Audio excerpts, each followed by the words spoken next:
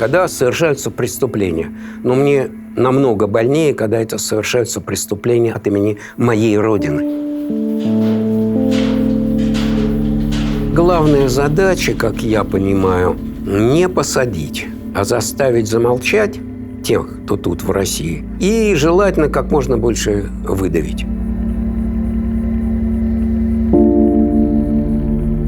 А сколько же погибших было? Зачем про это говорить? Победила демократия. Ура! Ну да, демократия. Демократия там как раз проиграла, на мой взгляд. Вы хотите развалить вертикальное подчинение в силовых структурах, чтобы военный, когда ему дают приказ, думал, а преступный он или нет, но тут нас выкинули из машины и стали бить. И это было колоссальное облегчение, когда начали бить. Понимаете, раз бьют, не будут убивать.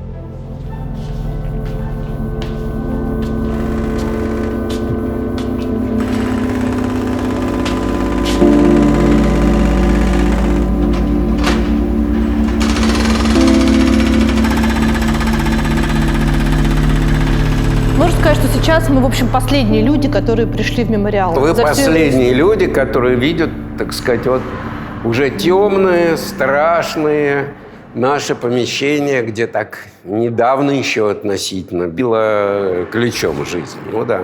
А теперь бьет отбойный молоток. Вообще все это напоминает вишневый сад в чистом виде. Да. Рубят, понимаете, вишневый сад уже, можно сказать, почти срубили, да.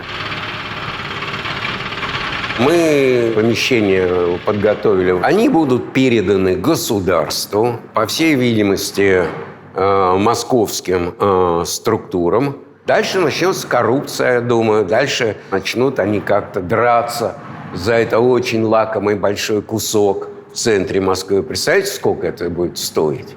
Ну, и тут что-нибудь сделают такое, скорее всего, коммерческое. Олег Петрович, по шкале от 1 до 10, как бы вы оценили ситуацию с гражданскими свободами в сегодняшней России? Я бы оценил на 2.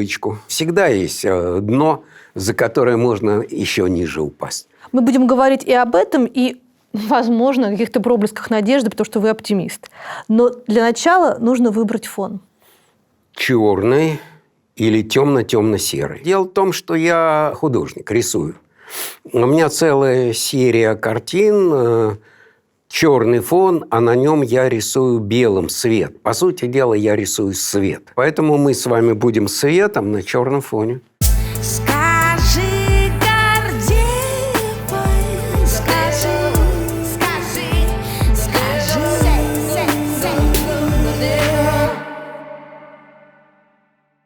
Вот здесь было мое рабочее место. Здесь несколько столов, за которым сидели мои сотрудники. Это называлась программа «Горячие точки». Это и Грузия, когда была война в Грузии. Это Украина. И мы работали там активно в 2014-2016 годах. Ездили туда, пока нас не признали персоной нон-грата в сепаратистских республиках.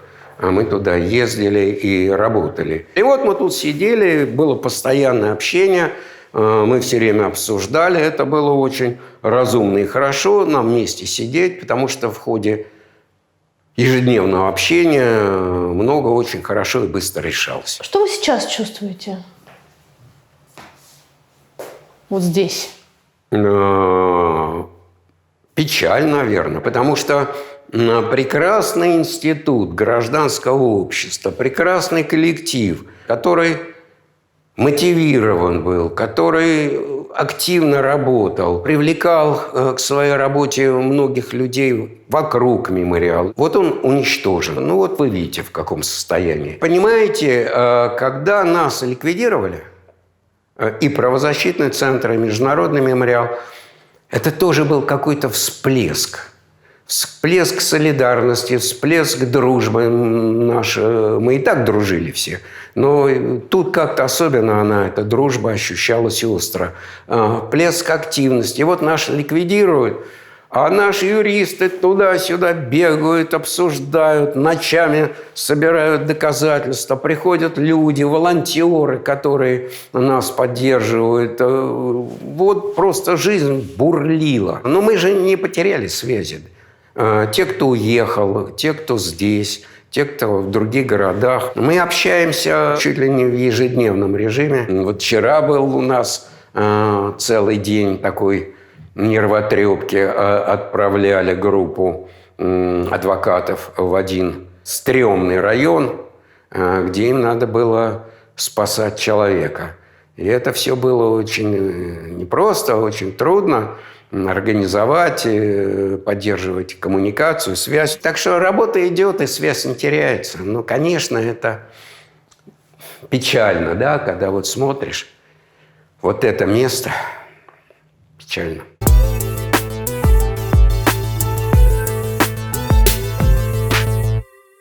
В 2017 году японка Масако Вакамия приехала в Калифорнию на Всемирную конференцию разработчиков, чтобы лично встретиться с главой Apple Тимом Куком. Кук представил Масако как старейшую разработчицу в мире. На тот момент японке был 81 год. Когда Масако, всю жизнь проработавшая банковским клерком, вышла на пенсию, она сперва купила свой собственный компьютер, а затем смартфон. И, обнаружив, что мобильных игр для людей за 60 с понятным интерфейсом, крупными картинками и буквами для людей за 60 в Японии почти не выпускают, взялась за дело сама. Вооружившись книгами по программированию, Масако записалась на уроки кодинга по скайпу и уже через несколько месяцев выпустила собственное приложение Hinadan. Это игра, вдохновленная традиционным японским праздником Хинамацури. Игра понравилась не только пожилым людям, но и детям. Масако рассказывает, что бабушки играют в Hinadan, где нужно по порядку расставлять нарисованных кукол вместе с внуками. Сегодня программирование применяется во всех сферах и становится все более доступным. А один из самых универсальных и востребованных во всем мире языков программирования – это Python. Google, Pixar, YouTube и даже NASA используют в работе именно его. Обучиться языку программирования Python можно на курсе «Митология. Python-разработчик с нуля». Python рекомендуют в качестве первого языка для начинающих программистов. Он подходит для разных задач в разработке, что делает специалистов востребованными. Курс нетологии длится 12 месяцев, но уже через полгода обучения вы сможете работать над своим первым проектом. Обучение проходит в формате вебинаров, видеолекций и практических занятий. Большинство из них вы будете выполнять на виртуальном сервере и сможете разбирать ошибки с экспертами и задавать вопросы. А еще попрактиковаться на специальном тренажере. Вместе с наставниками и одногруппниками вы выполните 3 проекта, которые потом можно будет использовать в портфолио. Создадите тестовую версию сайта знакомств, напишите приложение для автоматизации закупок в розничной сети и напишите программу для резервного копирования фотографий из соцсетей. Все преподаватели на курсе – практикующие специалисты, которые работают в отраслевых компаниях. Эксперты и координаторы будут поддерживать вас на всех этапах, а карьерный центр нетологии поможет составить резюме, научит выбирать вакансии и даже разошлет ваше резюме партнерам. Что еще важно? Если по какой-то причине курс не подойдет, в любой момент можно вернуть деньги или перевестись на другой. Регистрируемся на курс нетологии Python разработчик с нуля по ссылке в описании или QR-коду прямо на экране. А по промокоду «Скажи Гордеевой» вас, как всегда, ждет скидка в 45% на любой платный курс нетологии.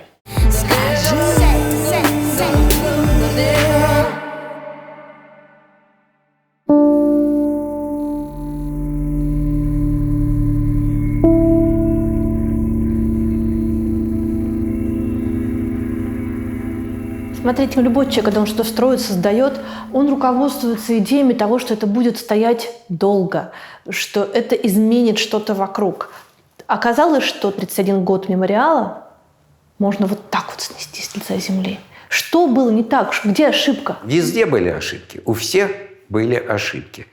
И первая ошибка, на мой взгляд, произошла при учреждении мемориала. В уставе записано: добиваться наказания лиц, виновных в политических репрессиях. Ну, что-то в этом роде, такая формулировка. И вот выступает Елена Георгиевна Бондар, вдова Андрея Дмитриевича Сахарова, и говорит: нет, давайте уберем это из устава мемориала. Недоумение, вопросы из зала, почему. И она говорит: нет, ну, понимаете, я думаю, демократия в России победила. Мы движемся к построению демократического общества. Наказание, конечно, ну, для преступников важно, но мне трудно представить себе, чтобы я кого-то посадила. Мне будет очень трудно, если я окажусь причастной к тому, что человек сидит в местах лишения свободы. И мемориалу это не надо. Давайте мы о другом думать, о будущем. Давайте списки составлять, увековечить память, чтобы больше никогда это не повторилось. А наказание – это не наше дело. И это победило.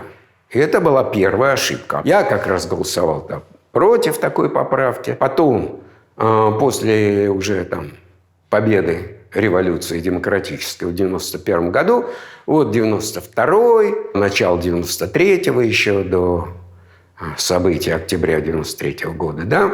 А я тогда работал в Верховном Совете Российской Федерации. Я был ведущим специалистом Комитета по правам человека в первом парламенте новой демократической, России. И Сергей Адамович, и Арсений Борисович Рогинский, и целый ряд других людей, очень много мною уважаемых, заслуженных, они заседали, были членами такой комиссии при президенте, которая проводила не иллюстрацию, иллюстрации не было никакой, но оценивали, да, сотрудников КГБ, в том числе, можно, нельзя их на новые должности в демократической России принимать.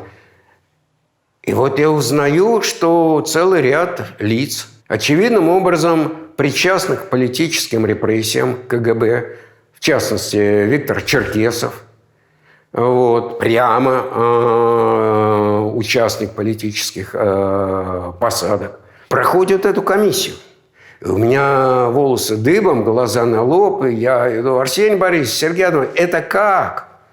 Ну, понимаете, Олег, мы победили. Нам надо строить новое в России. Нам нужны квалифицированные специалисты.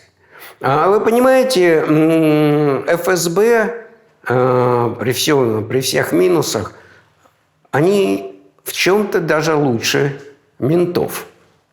Ну, вы же прекрасно знаете, что милиция, менты коррумпированы насквозь. В милиции пытки ежедневная обычная практика. Это правда.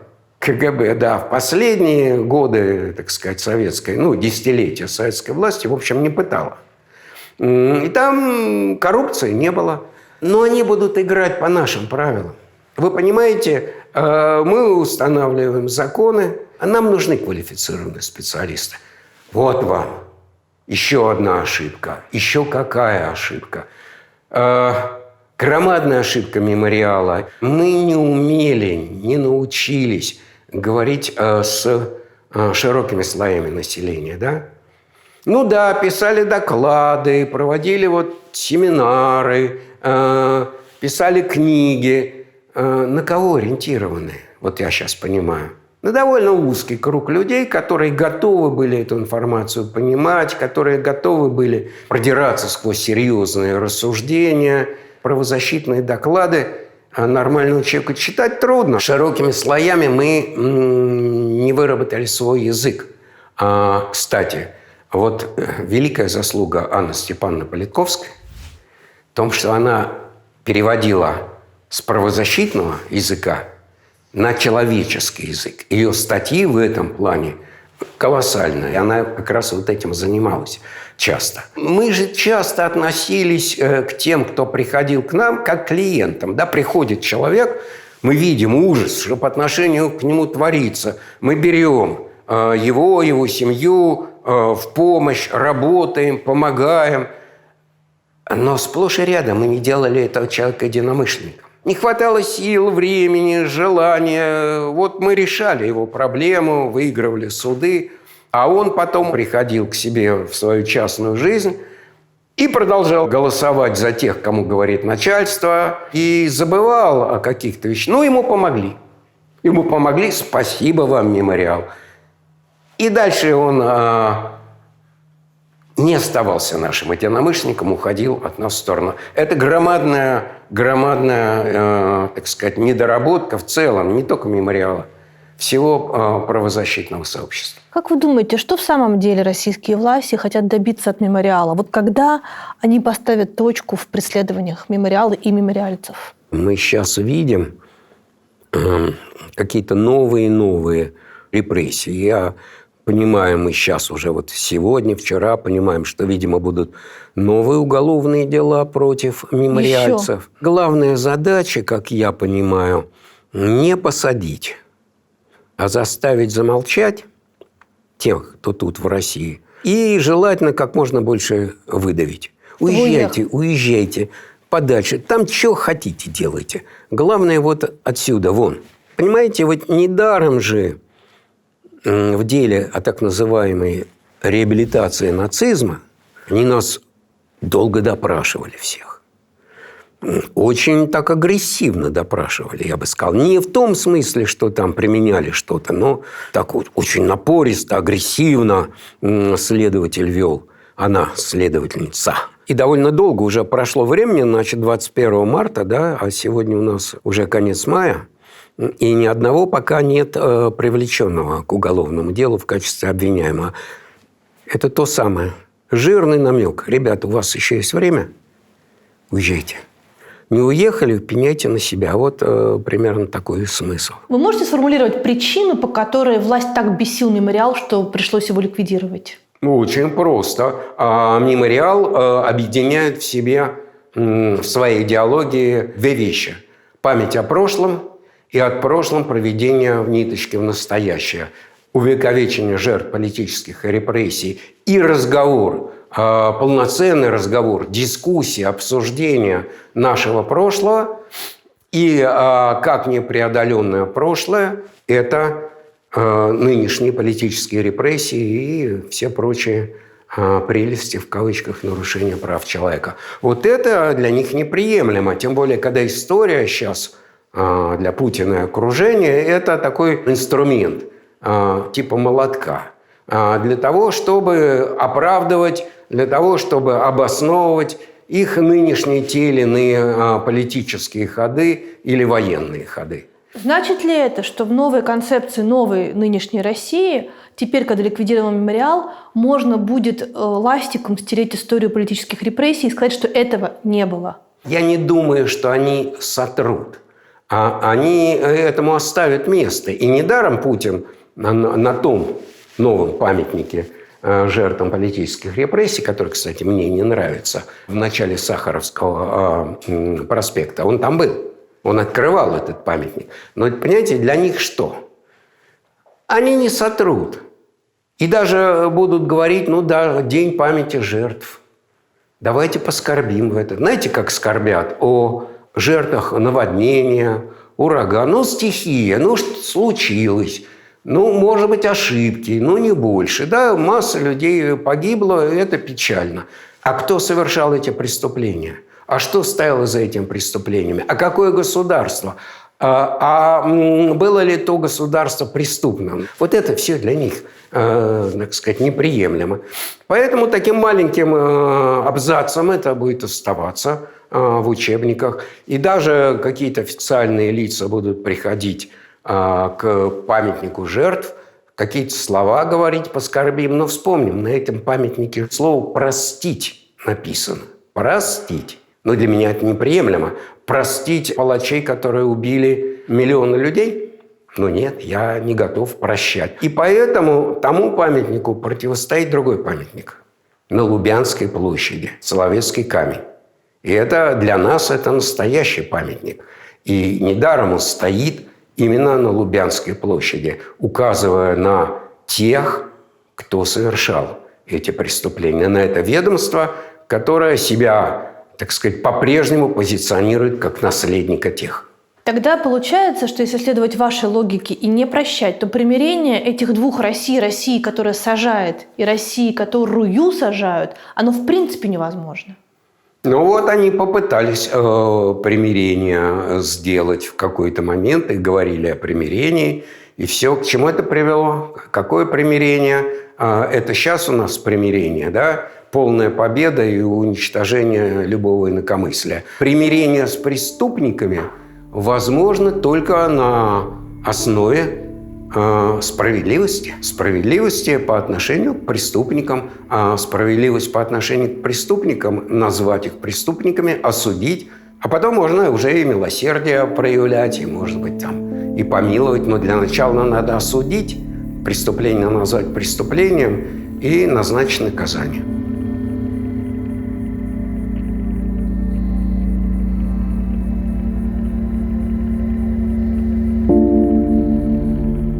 Это был выставочный отдел мемориала, хранилище. Да, тут и выставка, увидим дальше, и хранилище. Важнейшая вещь.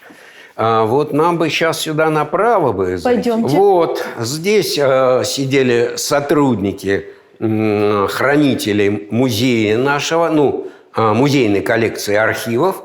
И вот сам архив. А тут пусто сейчас. Правильно, пусто. А как вы думаете? Вот тут хранилось самое ценное. Прекрасное. Смотрите, как все тут у нас оборудовано было. Под хранение. Подождите, Олег Петрович, а где все? Это помещение у нас изымают. Вот пока мы с вами говорили, пришло письмо, что завтра в 10 утра сюда вот приходят приставы судебные и представители госимущества. Все. Завтра, возможно, это все будет опломбировано. Нет. Да, именно поэтому понятно, что у нас отбирают архивы, отсюда были вывезены. То есть меньше, чем через 24 часа это все перестанет вообще? Да, понимаете, и поэтому мы были обязаны отсюда вывезти. Завтра пришли бы приставы и сказали, а это что за бумаги? Мы опечатываем все, бумаги, выкинуть надо. А это были личные дела репрессированных? В том числе. Тут были личные дела репрессированных. Тут рисунки, например, лагерные. Да? Художники, находясь в лагере, рисовали. Или сразу после лагеря. И много-много чего другого. Все то, что выставлялось на выставках. Вот тут было. Пришли бы приставы, искали бумажки. Они нам не нужны, новый хозяин, выкинуть, наверное. А как вы думаете, вот все, что вы эти больше чем 30 лет собирали, хранили, изучали, исследовали, когда-нибудь это вообще в России кому-нибудь пригодится еще? Конечно, пригодится. Никаких сомнений в этом нет. Какой вы оптимист? Вы же сказали мне «когда-нибудь». Да, понимаете, я не знаю, насколько скоро все вернется на круги свои. Но мне бы кто-нибудь сказал в 1984 году, что в 90-м году будут свободные честные выборы в России. Я бы поверил бы в 1984 году? Нет. Да? А сколько прошло? Проходит 6 лет, и Россия вся другая. Совсем другая. Поэтому мы не знаем, как долго нынешнее состояние продлится. А это от кого зависит? Ведь понятно же, что никто уже ни на какие улицы не выйдет, и никто даже не будет ничего говорить вслух, потому что страх оказался самой страшной и самой сильной эмоцией. И давайте вспомним, как первые дни, да, и даже недели после начала войны, какое мощное антивоенное движение было в России. Сколько подписывали писем деятели культуры, науки, как люди выходили. Десятки тысяч арестованных по всей России. И, конечно, репрессивные законы, страшные, ужасные, антиправовые, с какими-то совершенно неимоверными санкциями, которые не были возможны даже в поздний советский период. Да, все это запугало общество. И предыдущие годы, вспомним, до войны еще все, каждый выход на улицы сопровождался, в конце концов, возбуждением уголовных дел. Запугали. Но давайте не забудем следующее. Умер Сталин. И появился реформатор, первый реформатор. Он кто был? Ну, кто мог подумать, что главный палач Берия оказывается реформатором, и он готов распустить ГУЛАГ, освободить заключенных, начать какое-то продвижение от, по крайней мере, этой совершенно ужасной, закостенелой, абсолютно тоталитарной сталинской системы. А потом, ну, понятно, Берию убили, а Хрущев, ну, странная фигура, ну, в чем-то клоун, ну, кто его мог вообще воспринимать всерьез как будущего там какого-то человека, который освободит многие тысячи политзаключенных. Не будь Хрущева, не будь Берии, нашелся бы другой. Это обычно происходит, когда престарелый диктатор либо, так сказать, уходит куда-то на покой, либо играет в ящик. И сплошь и рядом среди его окружения, среди элиты находятся люди, которые, ну, понимают, ну, страна-то в тупике, извините, в жопе. Надо что-то делать. И тут будет так же. Другой вопрос, что, конечно, это реформы этих так называемых реформаторов. Это не реформы, а полуреформы. Но как при Горбачеве, вспомню, Горбачев начинал реформы очень половинчатые, очень осторожные.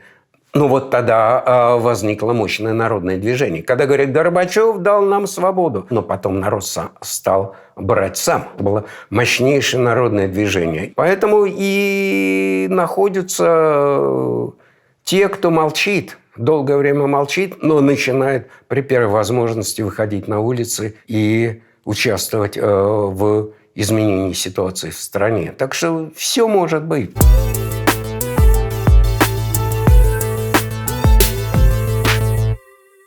Среди 20 самых больших по площади зданий мира всего 2 находятся в Европе. Первое – это Франкфуртский аэропорт, а второе находится в нидерландской общине Алсмер в сооружении 740 на 700 метров, и там проводят европейский цветочный аукцион. Аукцион этот возник в начале 20 века. Сперва его проводили в местных кафе, потом он перебрался в отдельное сооружение, которое со временем и доросло до таких впечатляющих размеров. Каждый день в 6:30 утра в нем собираются оптовики, то есть представители компаний, которые потом развозят миллионы цветов по всему миру. Торги проходят по голландской системе. От традиционной она отличается тем, что сперва за лот назначается максимальная цена. И уж если покупатель не находится, то ставка снижается. Задача цветочного оптовика – нажать кнопку «Купить» в самый выгодный момент, но до того, как ее нажал конкурент.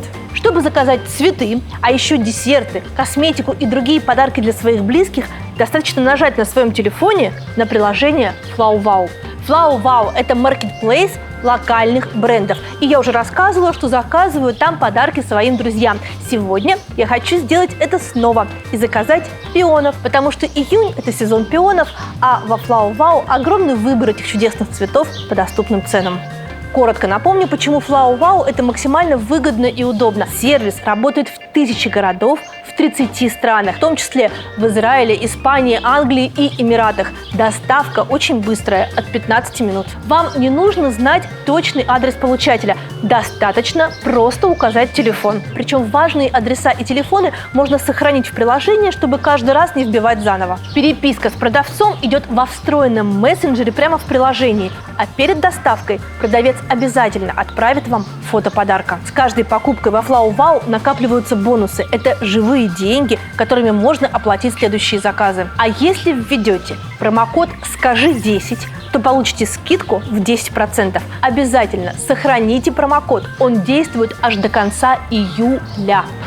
Фух, совершенно невозможно находиться рядом с этими цветами. Они пахнут головокружительно. В общем, переходите по ссылке в описании, скачивайте приложение FlowWow и радуйте своих близких даже на расстоянии.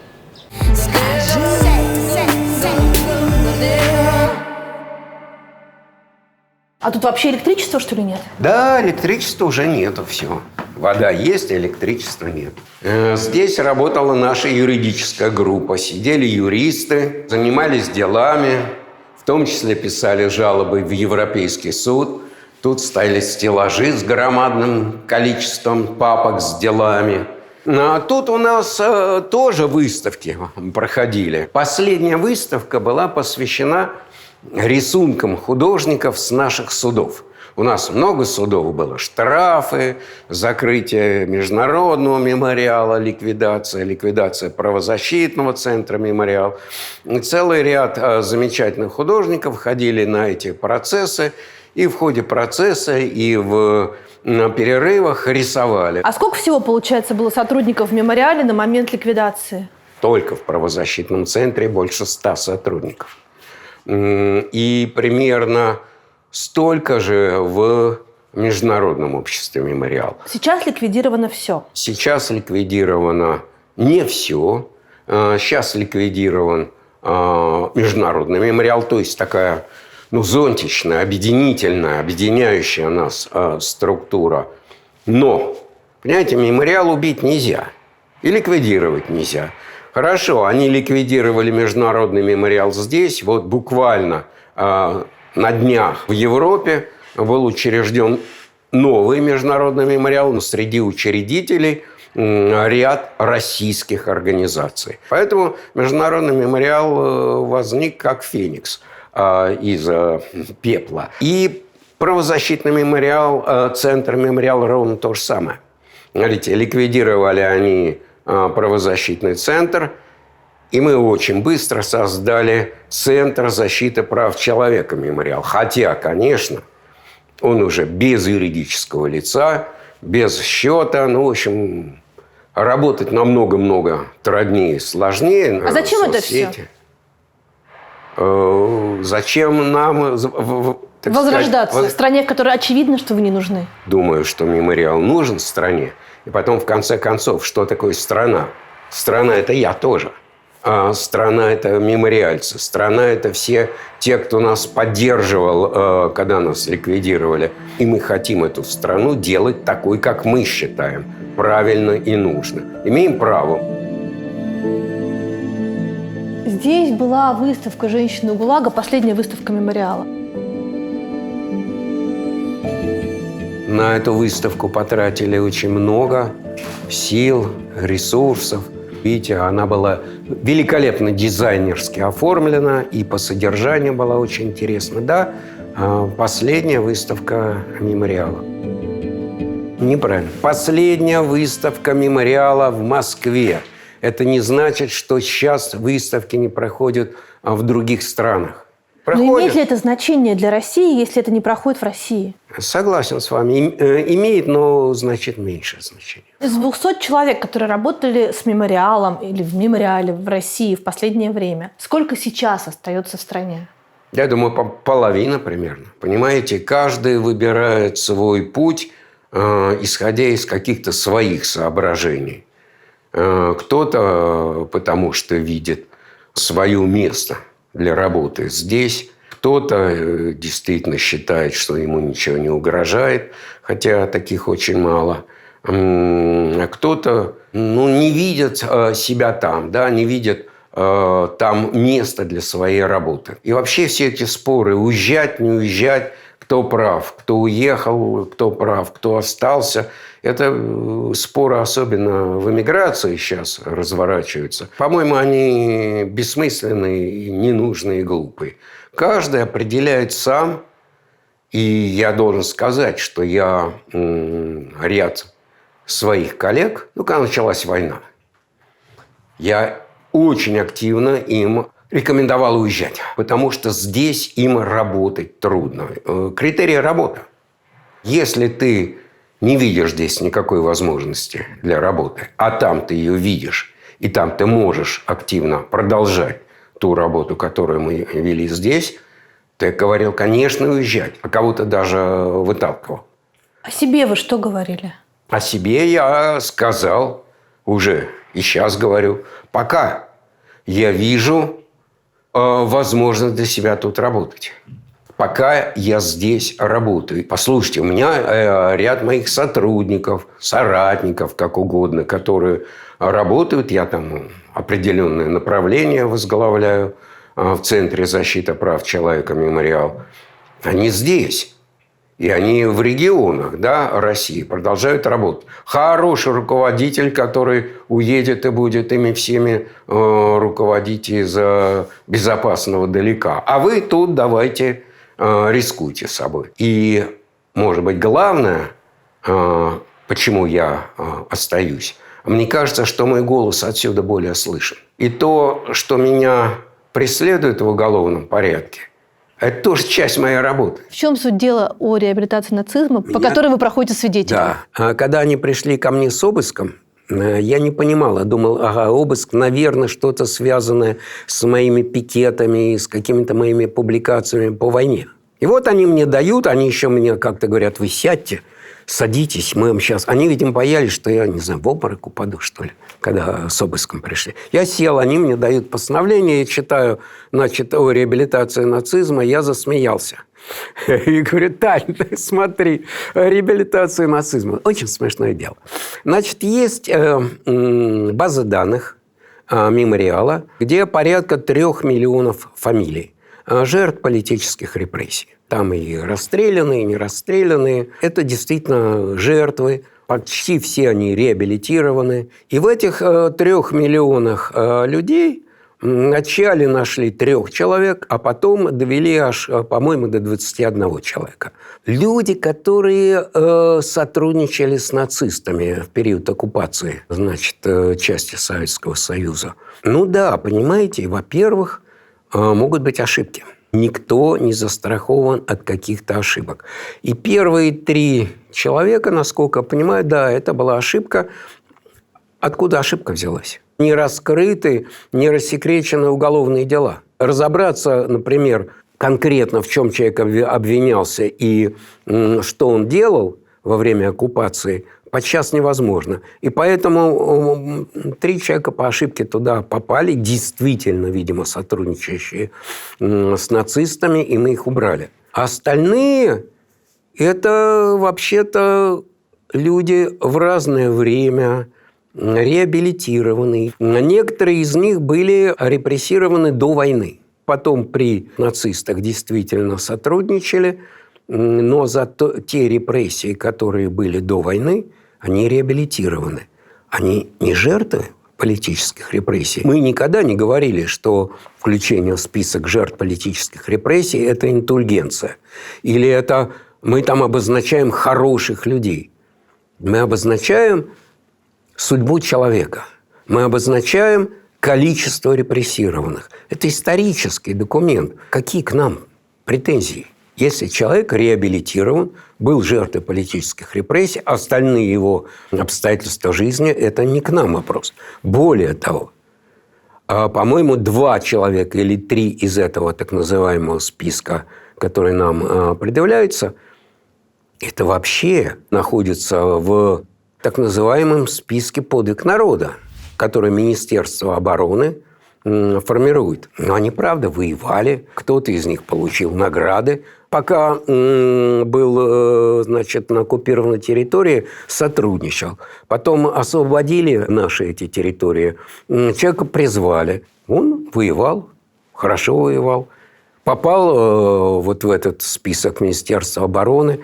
Но почему-то к министерству нет претензий, а к нам есть. В общем, это смешное дело, которое в любом правом государстве яйца бы выеденного не стоило. Это дело в суде, ну, безусловно, развалится. Но если дело разваливается, это не значит, что не будет приговора. Оно развалится, а приговор все равно может быть обвинительный.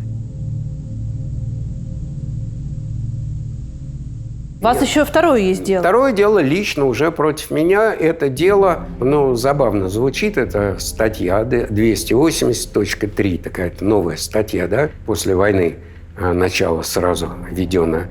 Это так звучит.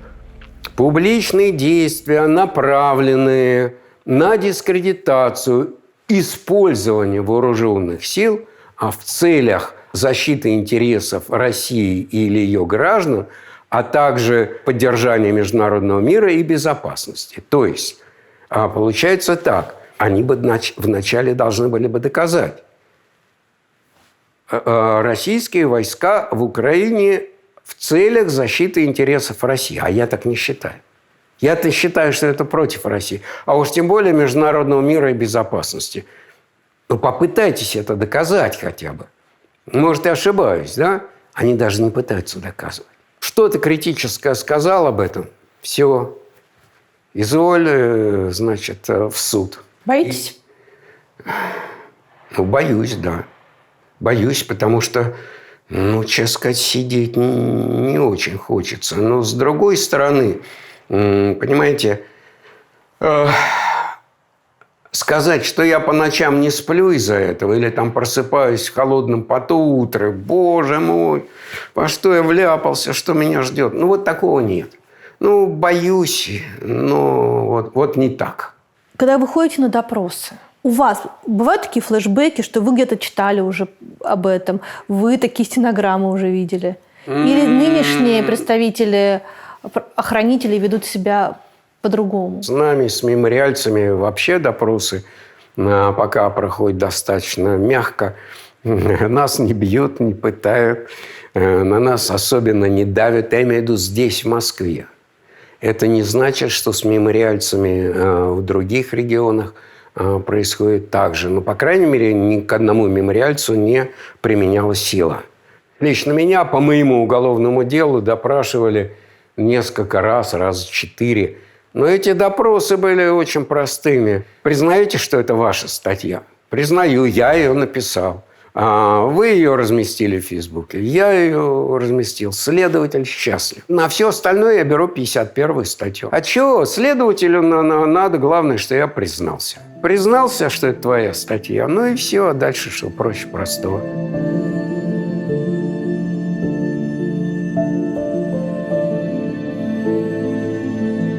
К вопросу о страхе и тому, как человек его преодолевает. В 1995 году вы с Сергеем Ковалевым были теми людьми, которые пришли на переговоры к Шамилю Басаеву в Буденновске, а затем, когда вы договорились каким-то образом заложников отпустить, вы сами стали заложниками. Вам было вообще страшно? Нет, но вот тогда не было страшно. Могу объяснить, почему. Абсолютно забивало чувство страха, другое чувство. Вот мы должны это сделать. И была дикая досада, гнев, что-то вот такое, когда нам мешали это сделать. Когда так называемый штаб по освобождению заложников, а на самом деле штаб-то не освобождать заложников собирался, а убить террористов. Террористов. Да, и бог с ними, с заложниками, слушайте. Когда они нас обманывали, мешали, а потом, когда мы, так сказать, свое дело сделали, попытались вообще нас убрать, и тем самым почти сорвали того, что мы достигли. Злоба, вот, наверное, слово «злоба». Дикая злоба на этих людей. Подождите, каким образом вы вообще оказываетесь теми людьми, которые разговаривают с Шамилем Басаевым? Когда мы узнали о том, что происходит в Буденновске, мы буквально сразу созвонились и поняли, что наше место там. Понимаете, тут главный Ковалев. И мы вместе с ним до этого были в Грозном, где много работали, описывали, как гибнут мирные жители под российскими бомбами, составляли списки российских военнопленных, писали правду о штурме Грозного, пытались освободить российских военнопленных. И в ходе всей этой работы Ковалев и мы несколько раз встречались, с заметным полевым командиром Шамилем Басаевым.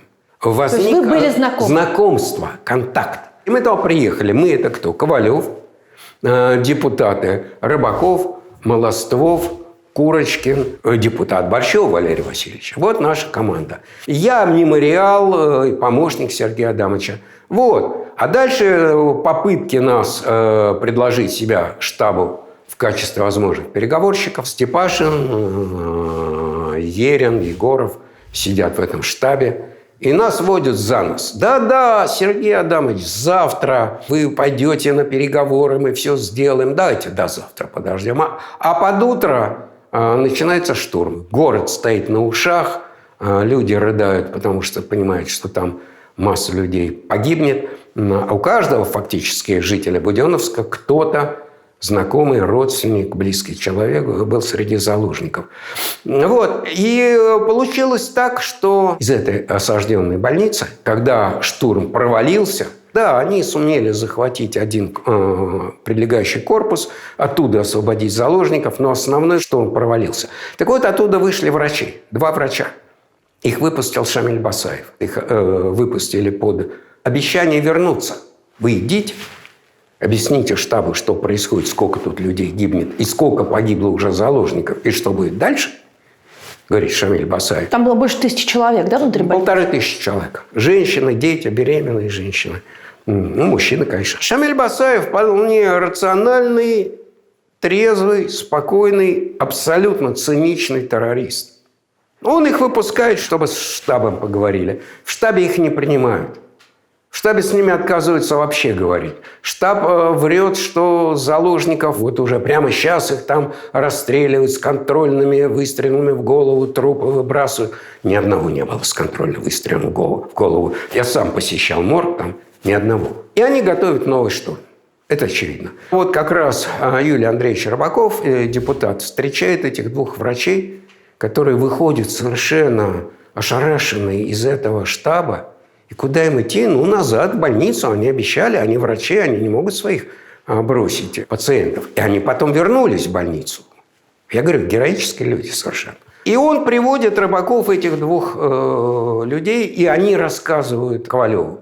И вот тут Ковалев, получая всю эту информацию, связывается с Москвой, стучится во все двери, говорит с Гайдаром. Гайдар сводит с другими чиновниками. Достучались до Черномырдина. Черномырдин не был в курсе. Черномырдин не понимал, что премьер-министр страны не был в курсе. Его полную информацию штаб ему не сообщал. И только тогда Черномырдин под вечер вот этого дня, как бы уже он остановил, чтобы не было никаких больше штурмов, и поручил Ковалеву вести переговоры. И тут штаб изменился. Все под козырек Сергей Адамович, да, с утра, завтра в штаб. Ну и утром следующего дня, вот мы все, я в том числе, пошли в этот штаб. Я говорю, страшно не было. Вначале была злоба на этих, а когда мы пошли, было громадное внутреннее удовлетворение. Мы добились, и мы можем сейчас что-то сделать. Мы можем спасти этих людей. И с этим чувством мы пришли в больницу. Там начались переговоры. Я опрашивал этих несчастных заложников, что тут происходит. И велись довольно трудные, сложные переговоры с Шамилем Басаевым, потому что понятно, какое требование. Начать вывод войск. Вот немедленно вывод войск. А ему Ковалев втолковывал, какой вывод войск. Ты понимаешь, сколько времени вывод войск? Давай договоримся о другом. Тебе Черномырдин официально, там, публично скажет, что война прекращается, конец военных действий и начало переговоров. Удалось Шамиля Басаева на это сдвинуть. Был подписан протокол, от руки написан на листке квадратном, разлинованном. 2 было протокола.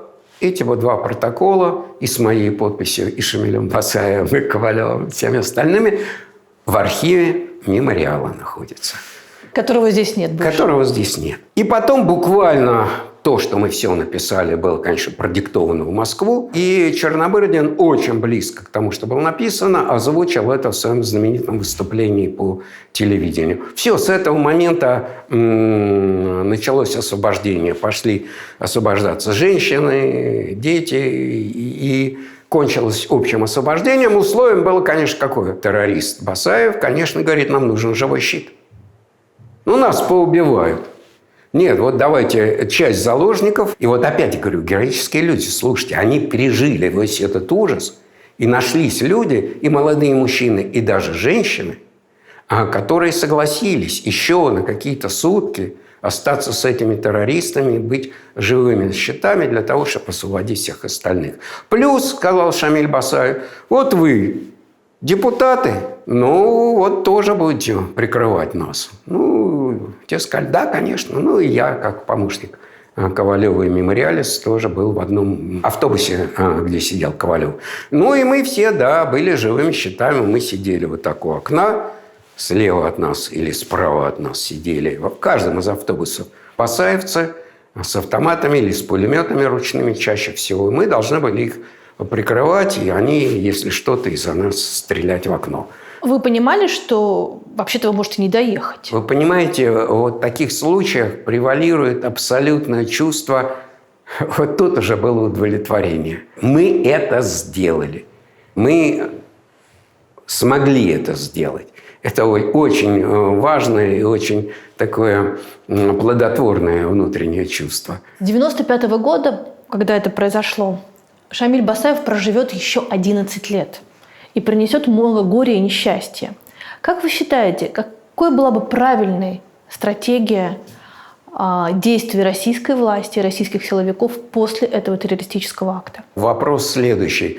Надо ли было ударить сверху, например, ракетами, уничтожить и нас, и заложников, и террористов? Я знаю, что готовился удар. По ряду причин он не был совершен. Вот как этот поступок можно было бы оправдывать, когда верховная власть дает гарантии заложникам, они едут и их убивают. Это же власть. На мой взгляд, это было бы неправильно. А война была остановлена почти на полгода. Войны не было в Чеченской Республике. Конечно, победили с обеих сторон те, кто люди войны. Понятно, что силовикам нашим было совершенно неприемлемо вести переговоры серьезные и так далее. А среди сепаратистов тоже была масса людей, которым совершенно не нужно было никакого мира, которые тоже были людьми войны. Шамиль-то здесь, Басаев тут-то как раз скорее, потому что это его детище, этот мир. Он как раз не был среди таких. А потом, уже в 99-м году, скажем, перед Второй Чеченской войной, именно он спровоцировал новую войну, потому что это тоже человек войны. Победила логика ни переговоров, ни решения, ни компромисса. Война возобновилась и кончилась, мы знаем, та война в 96-м году, в общем, победой боевиков. Хасавюртовские соглашения в результате победы боевиков, которые захватили Грозный. Я сам был в Грозном во время этих боев. Но они победили, они захватили Грозный, они его полностью контролировали. Конечно, можно было начать новый штурм, и он готовился. И снова массовая гибель населения, и снова гибель солдат. Все это можно было. Нет, пошли на мой взгляд, на разумные соглашения хасавюртовские, которые тогда были возможны.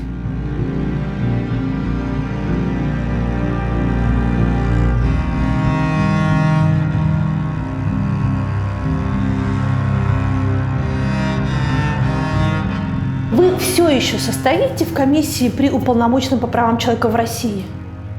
С 2004 года вы там должны... Я на протяжении, считайте, по-моему, 10 лет или даже 12 лет экспертный совет при уполномоченном по правам человека.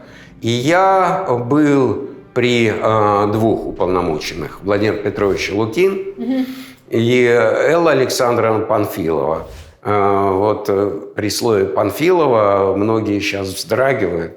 Вот. Но, понимаете, вот Элла Александровна – прекрасный пример эволюции человека. Да? Когда она была уполномоченным, мы с ней очень неплохо работали. Как ни странно. И вот эволюция до ее нынешнего положения человека, который активно участвует в уничтожении избирательной системы в России. Печальная эволюция.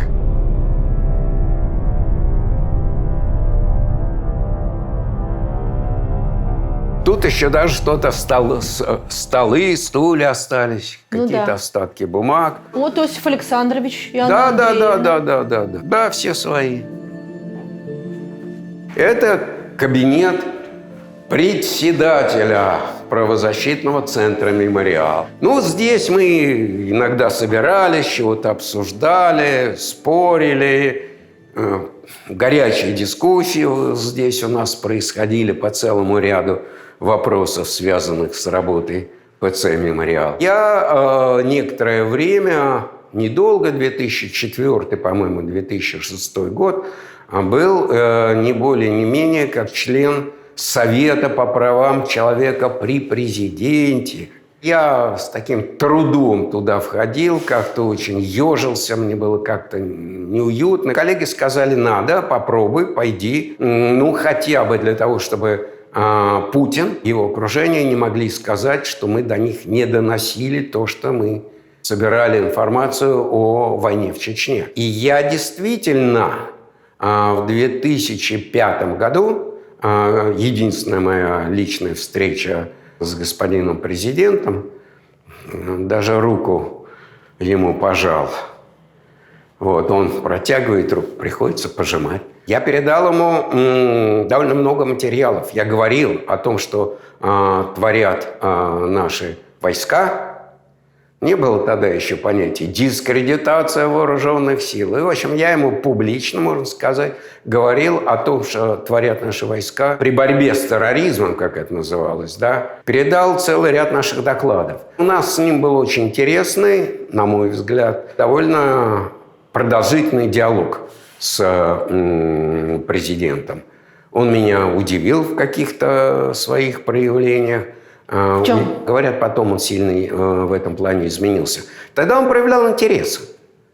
Возможно, ГБшная привычка так говорить собеседникам, но ты ему что-то говоришь, он так интерес проявляет, записывает что-то, а главное, потом комментирует. Сказал, ну да, ну, может, есть какие-то, так сказать, что-то справедливое в ваших словах, надо разобраться, вот доклады, хорошо. Ну, а то, что вы говорите про дело Ульмана, ну, а что я могу сделать? Я же не могу на суды влиять. Суд – независимая институция, его оправдывают. Это не ко мне. Я ссылался и говорил на понятие преступного приказа, о невозможности исполнения преступного приказа, что в российском законодательстве закреплено. Я говорил, надо как-то это более систематизировать, ввести понятие преступный приказ, и чтобы довести это до военных. И ответ его был следующий. Вы хотите развалить вертикаль, вертикальное подчинение в силовых структурах? Вот это я не позволю. Чтобы военный, когда ему дают приказ, думал, а преступный он или нет, выполнять его или нет. Нет, я это не позволю. Но я был изумлен. Человек настолько не знал элементарных вещей даже российского законодательства, где это закреплено, и настолько не понимал нормы международного законодательства, меня это удивило. Ну, а в 2006 году, менее через год моей встречи с господином Путиным, я, можно сказать, хлопнул дверью и ушел оттуда. Понимаете, те слова президента, которые он произнес на смерть Анны Политковской, что-то вроде, да, что убийцы нанесли больший вред России, чем она своими статьями.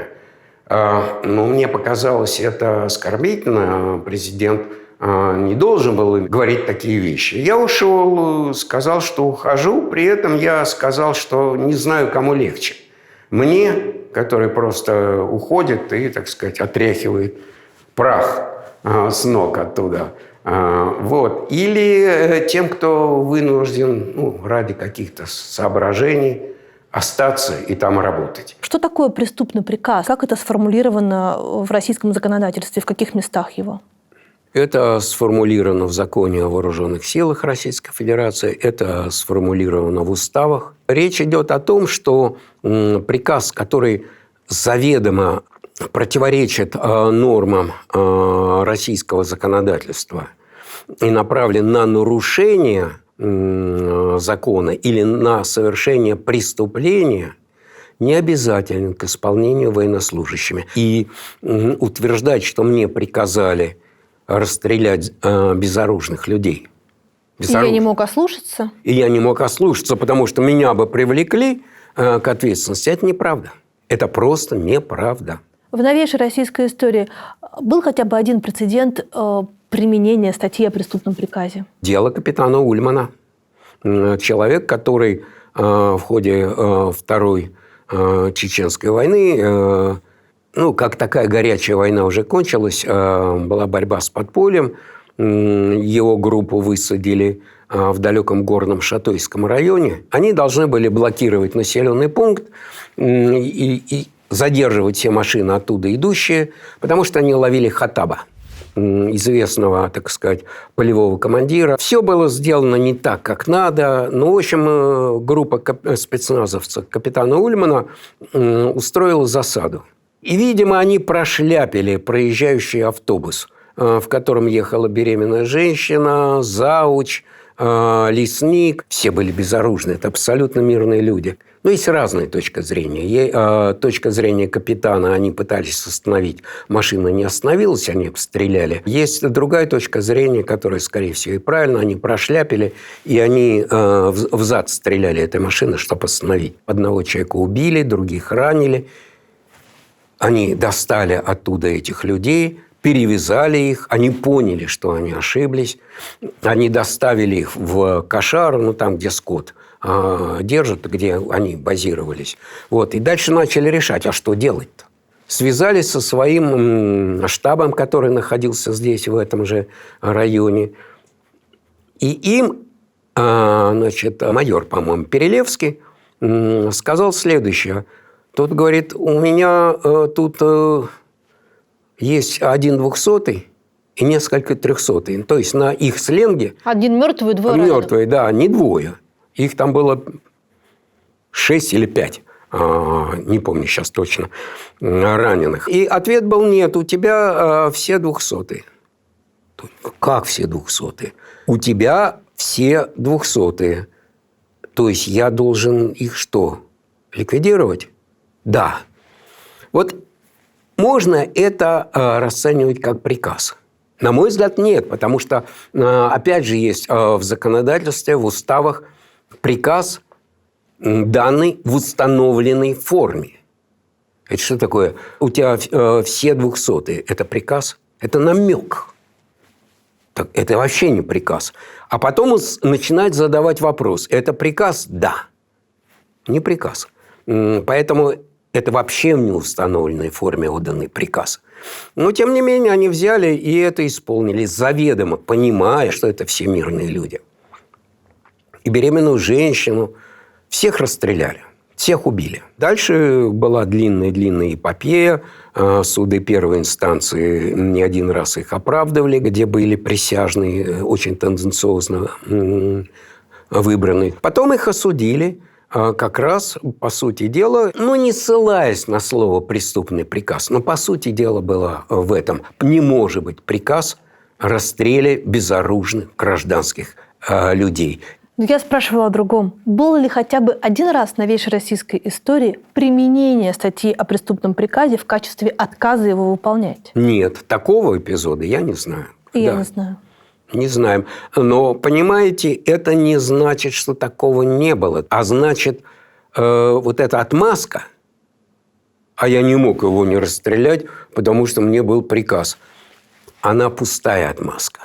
Потому что за такой отказ убить безоружного человека не могут, не имеют права, по крайней мере, на сегодня, я не знаю, что будет завтра, привлечь к уголовной ответственности. Сейчас в России и с помощью роликов агитационных, с помощью плакатов и, в общем, всей остальной риторики героизируется война и сильно милитаризируется вообще бытовая жизнь. Как будто бы война – это что-то такое очень классное, в чем важно поучаствовать каждому молодому человеку. Вы видели войну своими глазами, вы видели обстрелы, вы видели последствия войны. Могли бы вы сформулировать коротко, что такое вообще война? Это очень противно. Это прежде всего противно. Это грязь, это бесправие, это страшная озлобленность людей. И это развязывание самого плохого, что бывает в людях. Да? Это развязывание какой-то бесконтрольности, ощущение возможности бесконтрольного насилия, что многим нравится. Вот почему, собственно говоря, многие идут, и я вспоминаю Лимонова, к которому я относился и отношусь резко отрицательно. Хотя многие совсем по-другому. Он же героизировал, он же рассказывал, как это вот бесконтрольность. Ты выходишь с оружием, и ты свободен. Над тобой нет никакой там власти, которая тебя может остановить. Это же прекрасно, полная свобода. Мне вот это отвратительно. А некоторым нравится. Почему на войну некоторые с таким удовольствием идут? Ну, во-первых, адреналин. И, во-вторых, вот это. Бесконтрольность насилия. Ты можешь совершать то, что в обычной жизни ты бы себе никогда не позволил.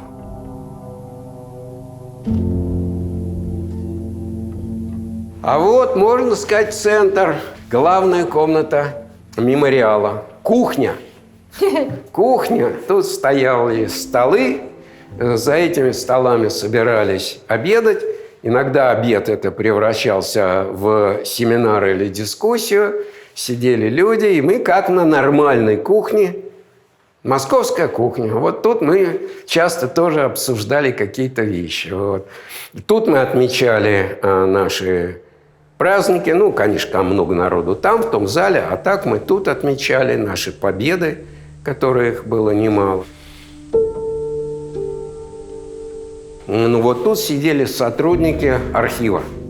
Здесь они проводили прием людей, которые пришли либо узнать что-то о В этом кабинете искали дело моего прадедушки. Приходили люди, смотрели, искали, шли в архив, если надо, да, помогали и объясняли, куда можно обратиться в государственные инстанции.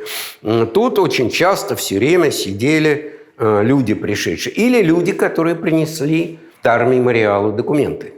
Вот тут тоже происходил прием этих документов. А вот это важнейший, конечно, кабинет.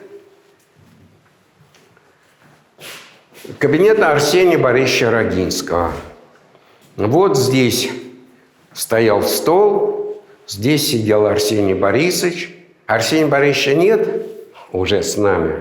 Ощущение, что он все время с нами. Сплошь и рядом. Вот сколько, я помню, много раз что-то происходит. Хорошего или плохого, а чаще всего какого-то проблемного. Надо понять, решить, обсудить. Заходишь к Арсению Борисовичу. Арсений Борисович, минутка есть? Да. Давай обсудим. Сидим, обсуждаем, кого-то приглашаем. И Арсений Борисович очень четко и часто находил какой-то выход из проблем, которые казались нерешаемы. Сплошь и рядом этому помогало что? Открывали шкафчик, доставали бутылку коньяка и понемногу наливали, и за коньяком, значит, обсуждали проблему и решали ее. Вы думаете, что сейчас он бы помог спасти мемориал? Он бы не помог спасти мемориал, проблема была нерешаемая. Он бы, безусловно, помогал в выработке тактик, стратегий. Но я думаю, ему было бы очень тяжело. Он бы, конечно, очень тяжело переживал и ликвидацию мемориала, и все остальное, что происходит в стране, да, и войну.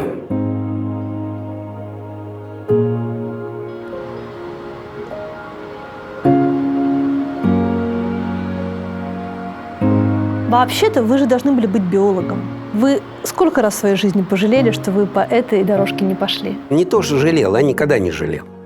Но я был биологом на самом деле. Я с 1976 года по 90-й работал в Институте физиологии растений Академии наук. И был ученым, делал опыты, готовил свою диссертацию.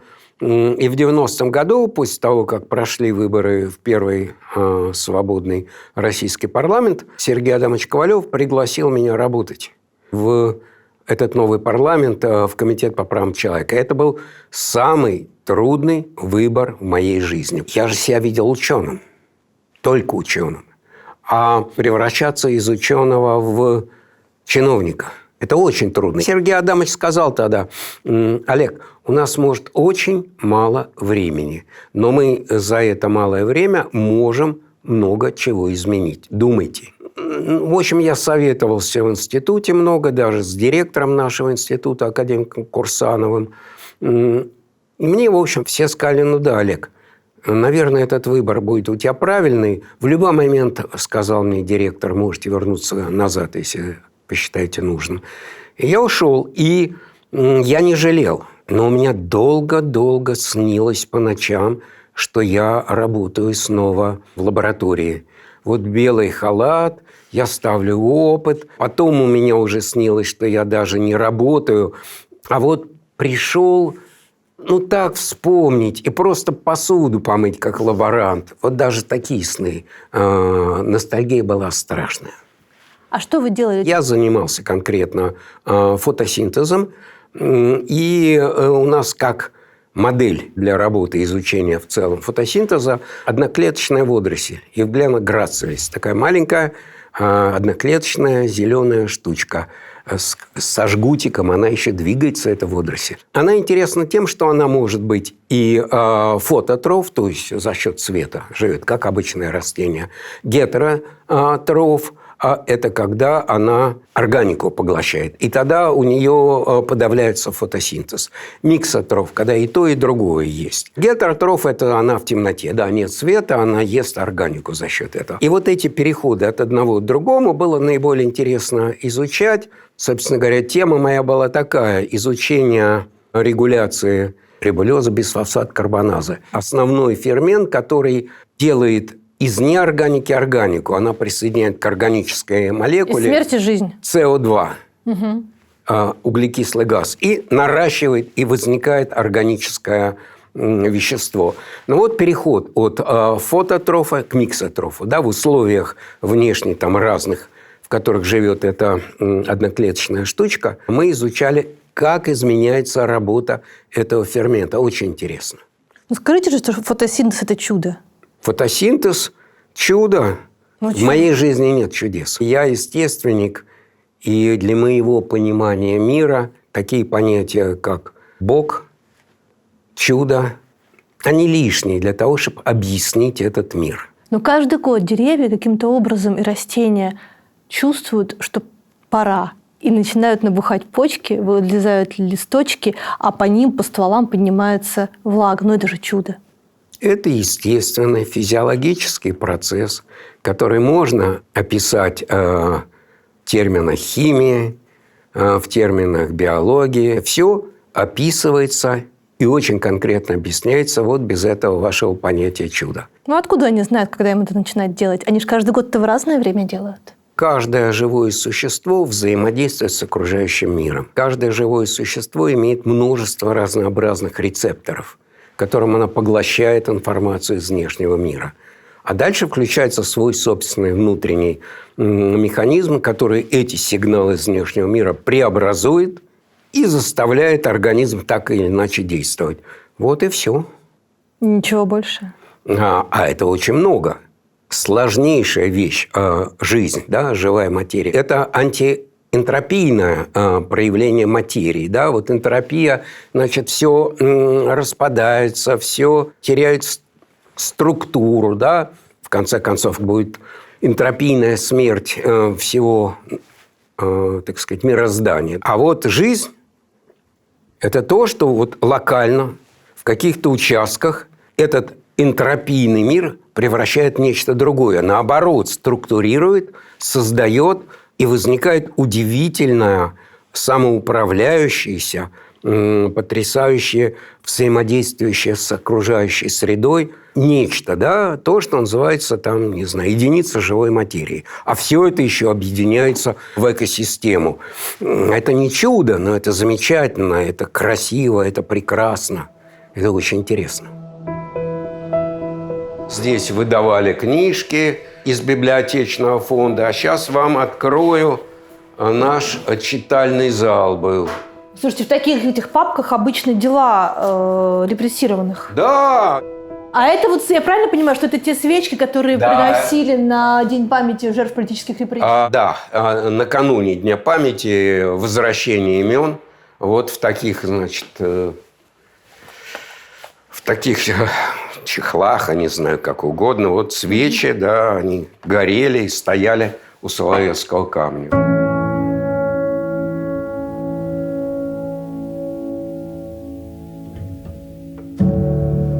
Здесь был стол такой большой, за столом сидели посетители, исследователи, которые приходили. Это совсем не обязательно мемориальцы, которые приходили работать с нашими архивами. А это все книги стояли. Ну, вот. Теперь не стоят. Нет ничего более наглядно демонстрирующего человеческое отсутствие, чем пустые книжные полки. Вот, это наша переговорная комната. Здесь был длинный стол, за ним сидели люди, заседали, переговаривались, обсуждали и так далее. В 2007 году вы оказались в группе журналистов, которую захватили в заложники. Ну да, вот наша группа из журналистов и одного правозащитника была похищена из гостиницы. Асса она называлась. Асса, да, гостиница Асса в Ингушетии. Нас похитили хорошо вооруженные, хорошо обученные люди в камуфляже и в масках. Из этой гостиницы погрузили микроавтобус, вывезли на границу, туда ближе к границе Ингушетии и Чечни, выкинули в чистом поле, обещали расстрелять, немножко побили и сказали, что вы больше тут никогда не появлялись. Появитесь, пеняйте на себя. Полуголые мы были, нам даже одеться не дали. Это ноябрь был, заснеженное поле, как сейчас помню. Вы сейчас понимаете, с чем это было связано? Это было накануне митингов. Абсолютно понимаю, я и тогда понимал, все было прозрачно и ясно. В Ингушетии нарастало мощное протестное движение. Вообще Ингушетия – это очень интересный регион, где, казалось бы, все везде подавлено, а там продолжается какая-то общественная жизнь, продолжается гражданское общество активно действовать, мощные протесты. И готовился митинг, большой митинг протеста против похищения людей, против беспредела силовиков. Вот это такие общие слова: беспредел, силовики там и так далее. Речь идет про Ингушетию, значит, беспредел со стороны каких силовиков? Значит, смотрите, Ингушетия. Маленькая, самая маленькая республика среди российских регионов. И на тот момент эта маленькая республика лидирует по количеству террористических актов, нападений на силовиков. В подполье и чеченцы, и ингуши. Вооруженное, мощное подполье. С ним государство борется, с этим подпольем. А борется оно при помощи государственного террора. С терроризмом, террором, похищая людей, бесследное исчезновение людей, задержания всегда сопровождаются пытками, фабрикация уголовных дел, заведомо невиновные люди, но на них такое навешивают. Это происходит силами командированных туда со всей России силовиков. В том числе и кадыровцы активно в этом так или иначе принимают участие. Против ингушей. Да, под маской, скажем так, борьбы с террористическим подпольем. Террористическое подполье действует жесткими методами, убивает людей, объявляет русское население Ингушетии разрешенной целью. Ни малейшего сомнения, что подполье – это вооруженное террористы в худшем его, так сказать, проявлении. А между теми и теми население Ингушетии, которое страдает и от тех, и от этих. И население недовольно в том числе государственным террором, который творится. И недовольно властями Ингушетии, которые не могут навести хоть какой-то порядок в этом отношении. И вот очередной митинг готовится. Я туда приезжаю накануне митинга, иду к одному из лидеров этого ингушского протестного движения. Через некоторое время его убьют. Макшарип Аушев. И меня, видимо, в этот момент засекли. Там стояла машина, бронированная машина без номеров. Хотя официально решением властей Ингушетии было запрещено передвигаться машинам без номеров. Открыто стояла, с темными окнами, наблюдала. И одновременно туда приехала съемочная группа РЕН-ТВ и тоже засветилась. Они поехали в населенный пункт, по-моему, Чемульган называется, где в ходе очередного рейда силовиков убили совсем маленького мальчика. А они в тот дом вторглись, перепутали дома, вторглись в дом совершенно частной, нечестной семьи И был в ходе, значит, этой операции убит маленький мальчик. Они снимали про это. И тоже, значит, засветились, и тоже это кому-то не нравилось. Кому это, вполне очевидно, это не нравилось силовикам. И, возможно, к этому был причастен и, значит, охрана президента на тот момент Ингушетии Зязикова. Люди, которые вас похитили, как они говорили? По-русски, с акцентом, на другом языке? Они говорили на хорошем русском. Я акцента не слышал.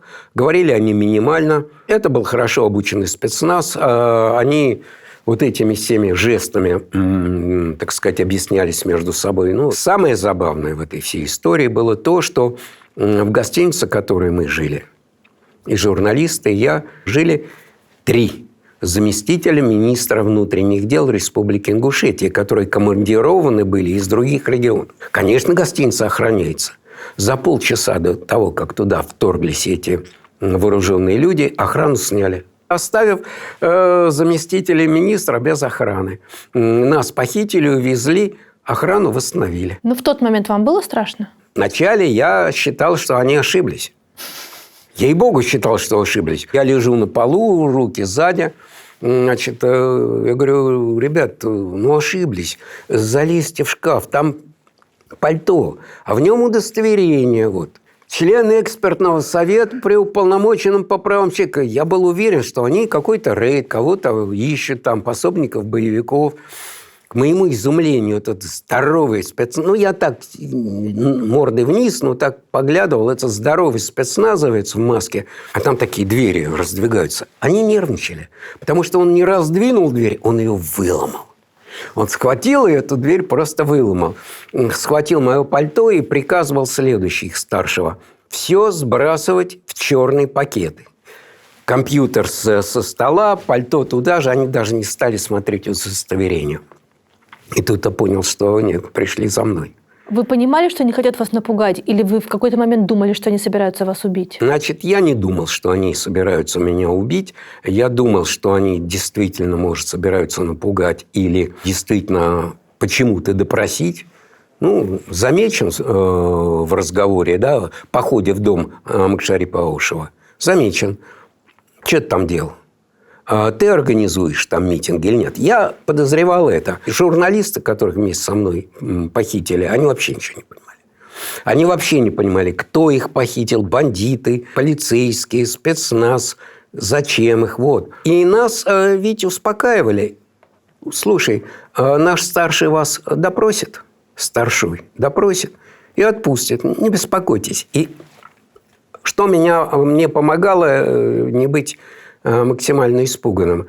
Было очень интересно в том смысле, что мы же много-много в наших докладах описывали аналогичные похищения. Как это происходит? Ага, не дали одеться. Ага, кому-то там тапочки не дали одеть на ноги. Ага, черный пакет на голову. Ага, сказали, старшой допросит и отпустим. Это такие поведения их абсолютно классическое, а это происходит со мной. Я в результате это описываю изнутри.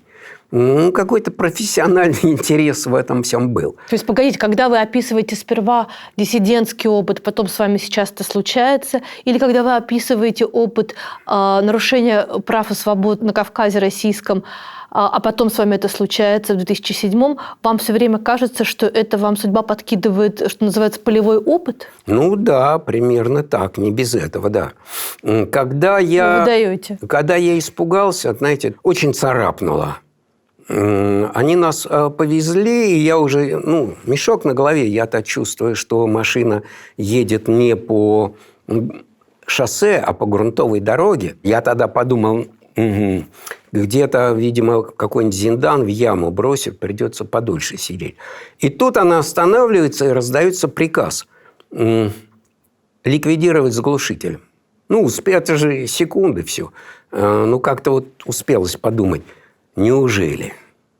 Не ожидал. Но тут нас выкинули из машины и стали бить. И это было колоссальное облегчение, когда начали бить. Понимаете, раз бьют, не будут убивать. Я лег просто и не шевелился. А журналисты некоторые, там из 3, там 2, по-моему, начали оказывать сопротивление. Ошибочка была. Получили они по полной программе.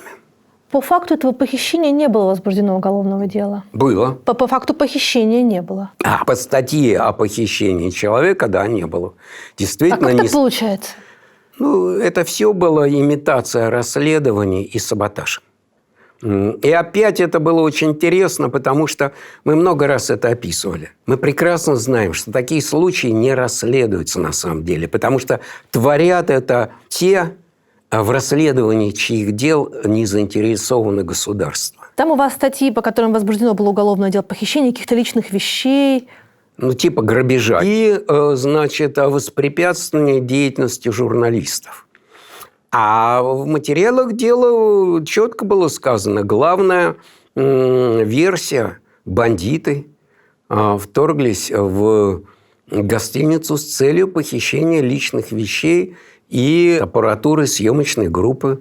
У меня компьютер украли, видимо, для того, чтобы продать. А аппаратура-то стоит дорого. Вот же какая основная была их версия. А то, что эти так называемые бандиты проезжали все блокпосты на дороге, вообще без досмотра проезжали, это как-то следствие не интересовало.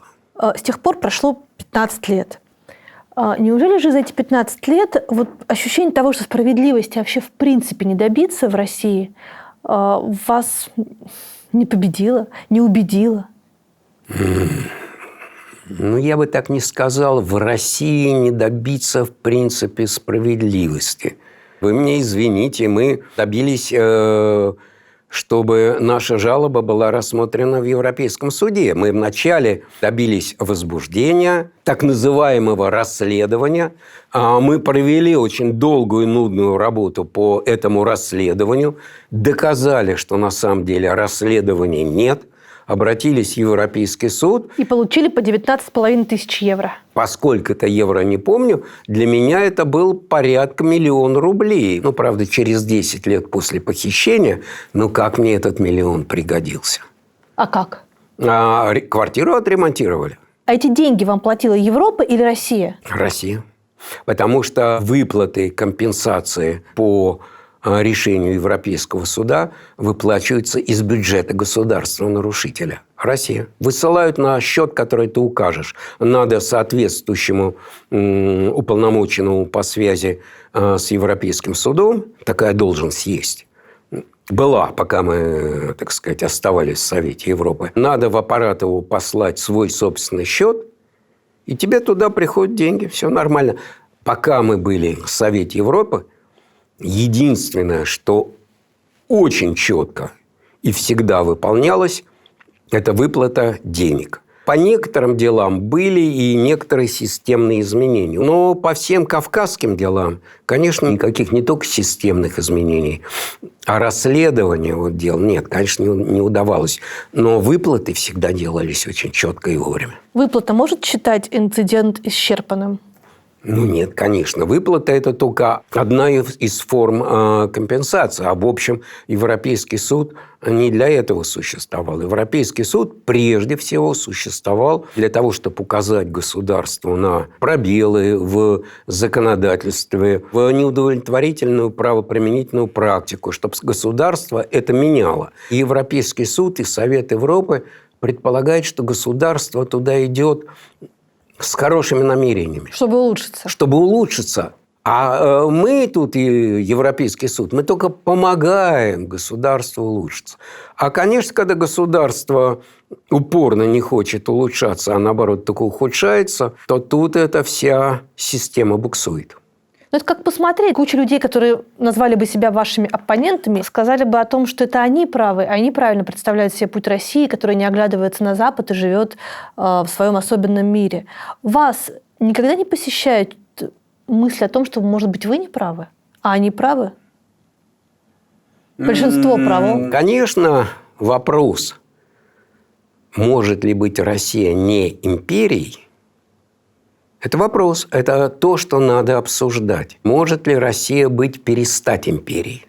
Вот именно перестать быть империей. Попытки в этом направлении делались, да, но попытки неудачные и были прекращены. И Россия снова империя, и пытается построить империю и за пределами России, да, восстановить. Понимаете, это вопрос. Это подлежит обсуждению. Я понимаю, что здесь однозначного ответа нет. Для кого-то из моих друзей, демократов, тут однозначно. Россия должна быть не империей и может быть не империей. Для меня тут, в принципе, вопрос есть. Но для меня не подлежит сомнению, что этот вопрос должен обсуждаться громко, гласно, с разрешением всех точек зрения высказываться, большая общественная дискуссия, и противники, и сторонники той или иной позиции должны это обсуждать. Но меня никто никогда не убедит, что какая-то точка зрения не имеет права на существование и должна подвергаться уголовному наказанию. В минувшем году Нобелевскую премию разделили украинские, российские и белорусские правозащитники.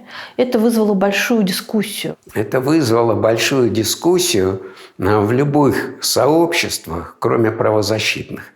Наши друзья из Центра гражданских свобод Громадянских свобод. в Украине, да, громадянских свобод в Украине, они наши друзья, коллеги, как были, так и остались. И ничто нас с ними не сделает. Не то что врагами, а мы не перестанем быть друзьями. И мы... Они тоже так считают? Конечно. Конечно. И когда там некоторые чиновники в Украине начали возмущаться. И некоторые либералы из России тоже. Ну, и некоторые либералы из России. Но, честно сказать, на либералов из России нашим украинским друзьям и коллегам плевать.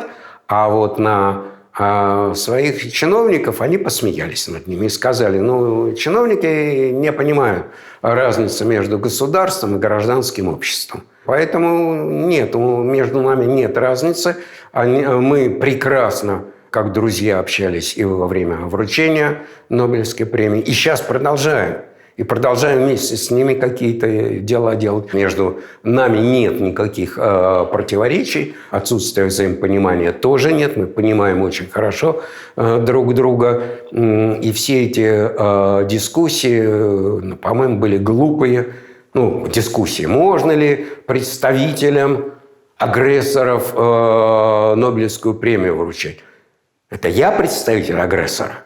Мы не представители агрессоров, и мы не представители государства. Мы представители борющегося российского гражданского общества, борющегося в том числе против войны. Должен ли правозащитник выбирать сторону применения правозащиты, сторону применения своих умений? Ну, я не понимаю. Правозащитник, который изучает ситуацию и потом должен в рамках происходящего какого-то вооруженного конфликта или конфликта, чреватого насилием, или уже совершается массовое насилие, должен максимально получить правдивую информацию. А для этого желательно, безусловно, чтобы он был на месте. Поэтому иногда приходится пожимать руки очень неприятным личностям. Сейчас кто-то из ваших работает на той стороне, на которой находится российская армия? Из наших, из мемориальцев, к сожалению, нет никто ни по одной, ни по второй стороне. Но там нет места россиянам с одной стороны и нет места правозащитникам с другой стороны.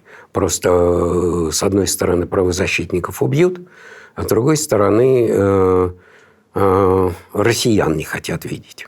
В отдаленном будущем это нанесет урон нашим знаниям о том, что происходило внутри военных действий, и какие права, и каким образом по-настоящему там нарушались? Нет, не нанесет.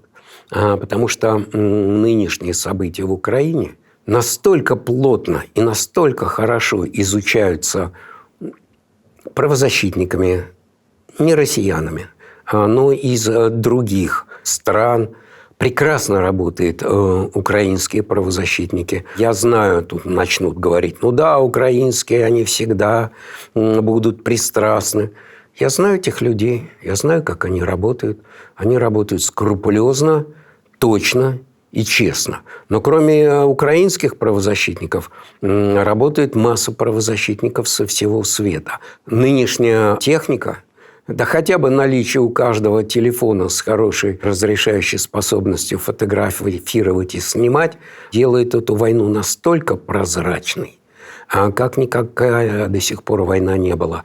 Я думаю, она очень подробно и очень хорошо документирована. Она с российской стороны вообще не документирована. Либо документирована Z-корреспондентами, либо мутными мобильными видео мобилизованных, которые присылают их своим женам и мамам. Ну, а главный правозащитник теперь Пригожин с российской стороны. Смотрите, масса людей оттуда пишет письма, посылает фотки, посылает видео, посылает корреспонденцию, пишут в соцсети. И все это мониторится, и все это можно найти. Конечно, и люди этим занимаются, не находясь там. По изучению даже всех тех материалов, которые были посланы солдатами сюда своим родным, это такой объем информации, это такая документация, которая превышает очень много из того, что можно было получить правозащитникам, находящимся там раньше. И это может быть использовано в качестве аргумента в каких-то процессах будущего. Конечно. Вы родились в год смерти Сталина, а спустя 3 года был тот самый знаменитый съезд, на котором сталинскую деятельность осудили. И это произвело большое впечатление на вашего отца, если я правильно понимаю, и в каком-то смысле предопределило вашу жизнь. Так? В каком-то смысле, да, вы совершенно правы. Отец после армии демобилизовался, поступил в институт, в МИФИ, был совершенно, так сказать, правоверным коммунистом. Ну, слушайте. Он инженер, да, по образованию? Да, он инженер. Он в армии вступил в Компартию. В армии или на фронте? Он не доехал до фронта. Он командир самоходного орудия, чей, значит, полк находился в эшелоне, в самоходке на платформах. Их довезли туда, почти до Германии. И кончилась война. И их развернули оттуда назад, и потом демобилизовали. Ну, естественно, победа, великая победа. Он вступил в Компартию, никаких даже сомнений нет. И вот первый толчок подумать, понять, что что-то не то, это, конечно, 20-й съезд. Развенчание того, что казалось незыблемым, единственно верным. Даже не развенчание, а вот чуть-чуть, не так уж и много, но тем не менее, рассказ о том, что происходило на самом деле. А значит, подвергается сомнению сама по себе вся парадигма. А потом, конечно, 22-й съезд, это тоже не менее важная вещь на него была. И уже это заставило его думать, сомневаться, как-то осмысливать.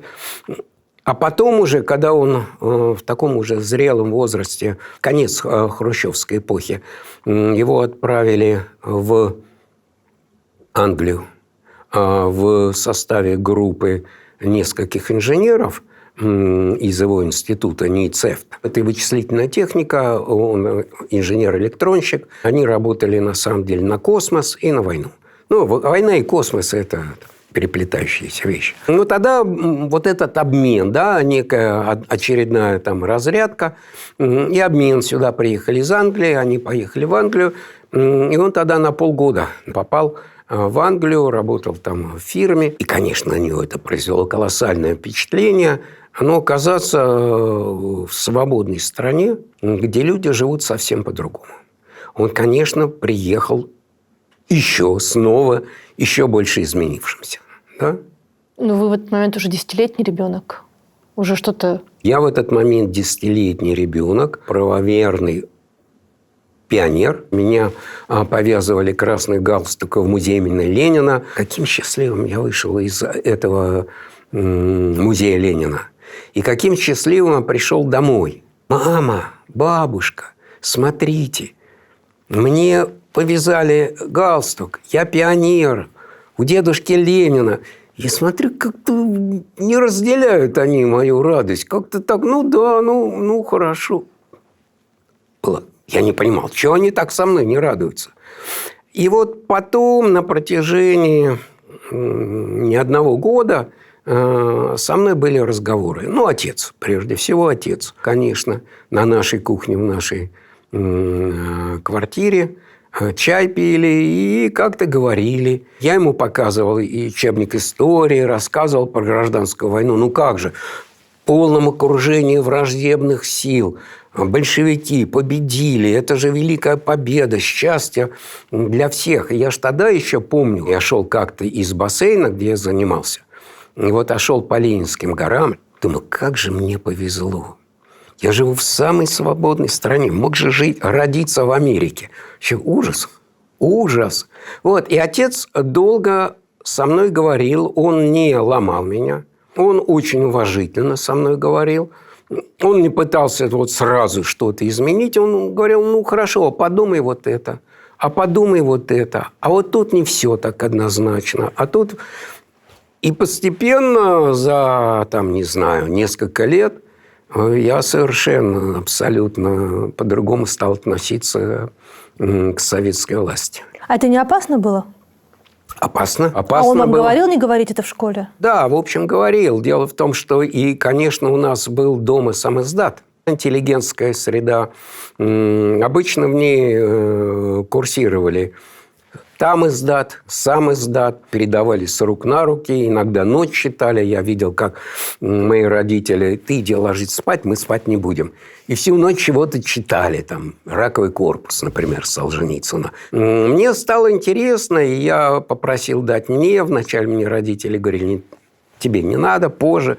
Потом я читал этот сам издат. Конечно, говорили, только смотри, никто не должен знать, что у нас дома курсируют такие книги. Да, для меня 68-й год, ну, я школьник, но я как раз уже тот школьник, который все понимал. И для меня 68-й год был страшно неприятный вот именно момент этих ввода наших войск в Чехословакии. Я все понимал и ничего не мог сделать. И я пришел в школу, и когда мои, так сказать, одноклассники восхищаются, как наши вошли, какие-то легенды рассказывают. Там один выстрел из дома, наш танк поворачивает и дом сносит. И это прекрасно вот так. Напоминает, да, нынешние времена. Вот. А вам 15 лет, и как противостоять всем этим одноклассникам в советской школе? Да никак я там не противостоял. Я отошел своими единомышленниками, у меня такие были единомышленники, сказал, ну и придурки. Но для меня это всегда как-то внутренне осталось такой, знаете, занозой. С 1979 года можно отсчитывать вашу правозащитную деятельность и ваш активизм гражданский. Да я бы не назвал то, что я там несколько раз печатал листовки, какой-то правозащитной деятельностью. Ну, какая-то деятельность, да. Ну, можно назвать активизмом, да. Афганская война была ли триггером всего этого? Одним из триггеров, понимаете, афганская война – это тот случай, когда я, как бы вот уже не смог ничего не делать. Вот казалось, надо что-то сделать. Я не нашел никого, с кем я мог бы это вместе делать, значит, делал один. А может быть, это все было неправильно, потому что в это время существовало диссидентское движение, и они делали свое очень важное и замечательное дело. А мне тогда казалось, молодой был и глупый, а мне казалось, что нет. Это бессмысленно у них, это к самопосадке, а лучше печатать листовки, там, объяснять людям что-то. Подождите, вы в одиночку печатали антивоенные листовки в 1979 году и расклеивали их в общественных местах? Да, расклеивал их в подъездах, в телефонных будках, на автобусных площадках. И вас не поймали? Понимаете, если бы я долго бы это делал, несколько лет, да. А так у меня это, наверное, на протяжении, может, 1,5 лет все это было. Не поймали. Там тогда еще не было системы распознавания лиц. Конечно. Были бы эти замечательные видеокамеры здесь системой, поймали бы сразу. А так, да.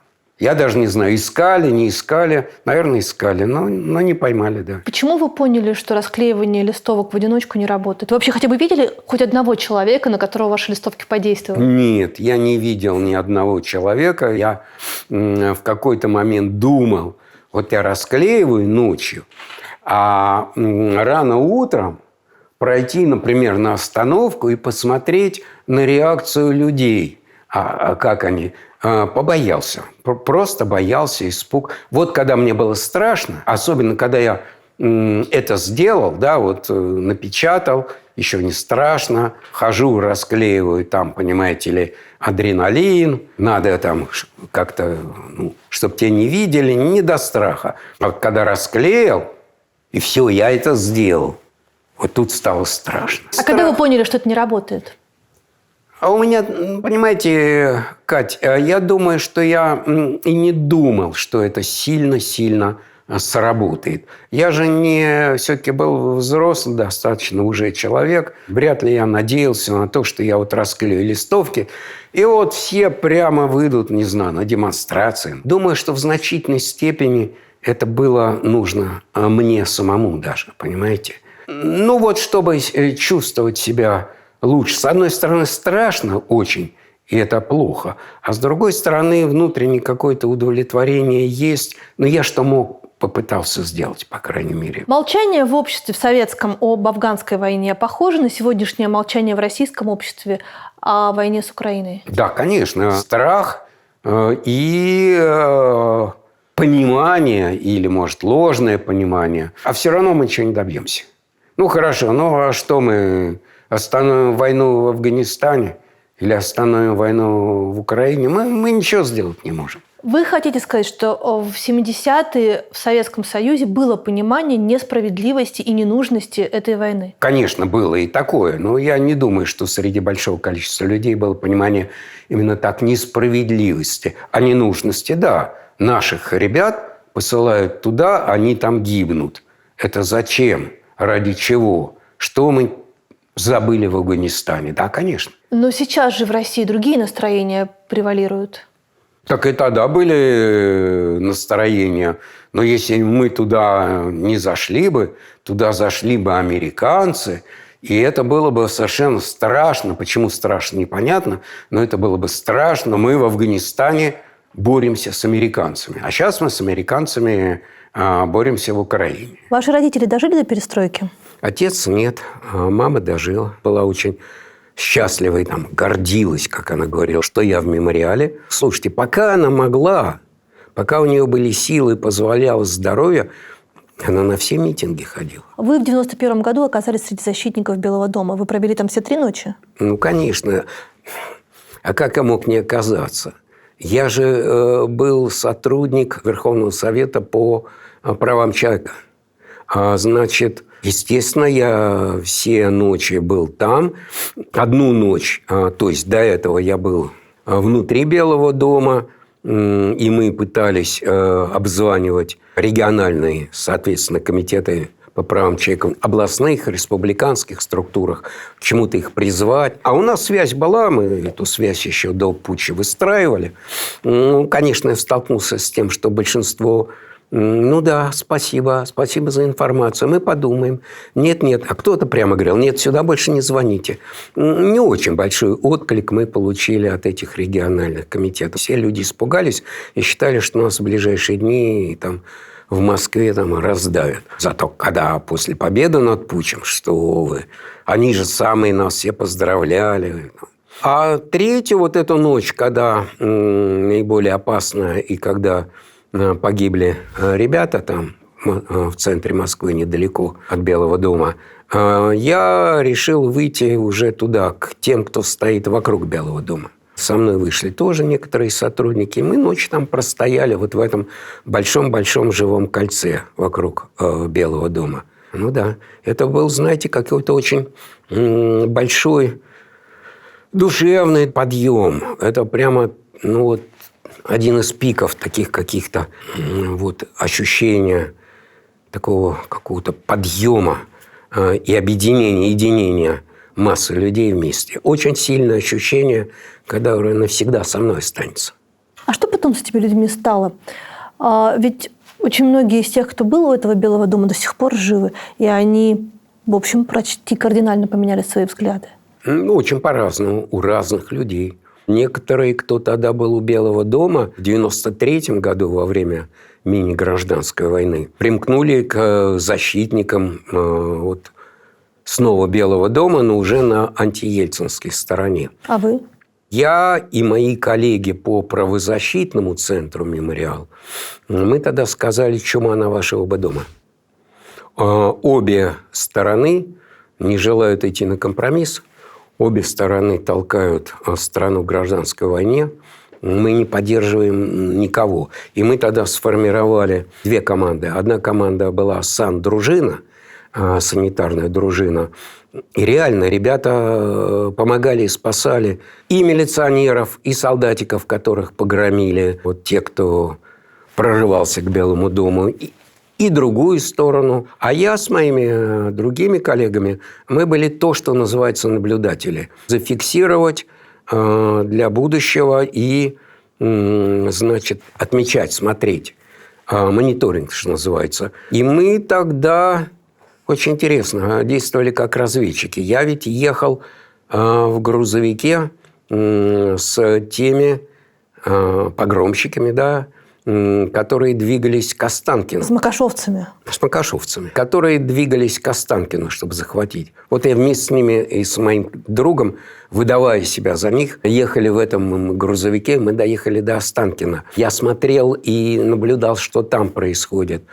И Бог миловал меня. Вот так оказаться в чужой войне, погибнуть было бы совсем глупо. Когда началась стрельба около Останкино, я в это время пошел звонить маме. Так что было с защитниками Белого дома? Некоторые в 93-м году оказались вот здесь, среди макашовцев, а некоторые ушли вообще в частную жизнь, замкнулись, разочаровались, сказали, не туда привели страну. А некоторые, наоборот, у меня знакомые, коллеги, друзья, среди и правозащитников, и не только, шире, среди тех, кто по-прежнему себя называет демократами, кто был защитниками Белого дома. То есть очень разошлись. Где внутри человека находится, по-вашему, вот этот тумблер, когда он готов предать свои взгляды и, может быть, даже товарищей, а может быть, даже убеждения, ради того, чтобы остаться с большинством и ради того, чтобы не потерять свой комфорт? И речь же все-таки в конечном итоге о комфорте, правильно? Кать, а мне трудно сказать. Я такого выбора не делал. Это надо влезть в душу того, кто такой выбор делал. Я не знаю. Я боюсь, что это просто свойство человека. Это надо быть готовым идти против течения. Хорошо, когда течение, как в 91 году, оно тебя несет какую-то правильную сторону. Ты не против течения идешь, а громадной массой людей, которые разделяют твои взгляды.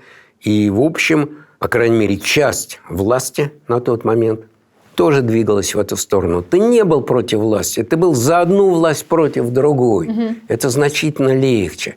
А когда ты оказываешься совсем один или в маленькой группе единомышленников, а против тебя вот эта громадная махина власти, и плюс еще тебе кажется, что общественное мнение против тебя, я думаю, это трудно может быть людям.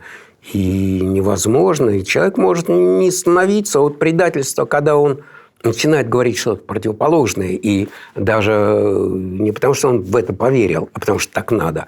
А когда он замыкается в себя, уходит в свою частную жизнь, это не предательство. Человек имеет право. У него не хватает сил душевных, любых других. У него семья, у него дети. Почему мы должны людей обязать совершать какие-то вот поступки? Главное, чтобы он плохих поступков не совершал.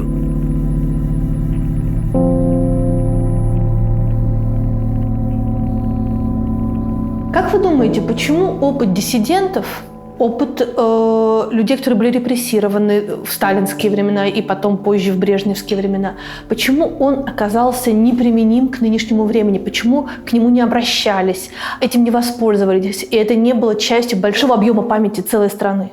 Так и не стало. Видите ли, что значит опыт диссидентов не востребован?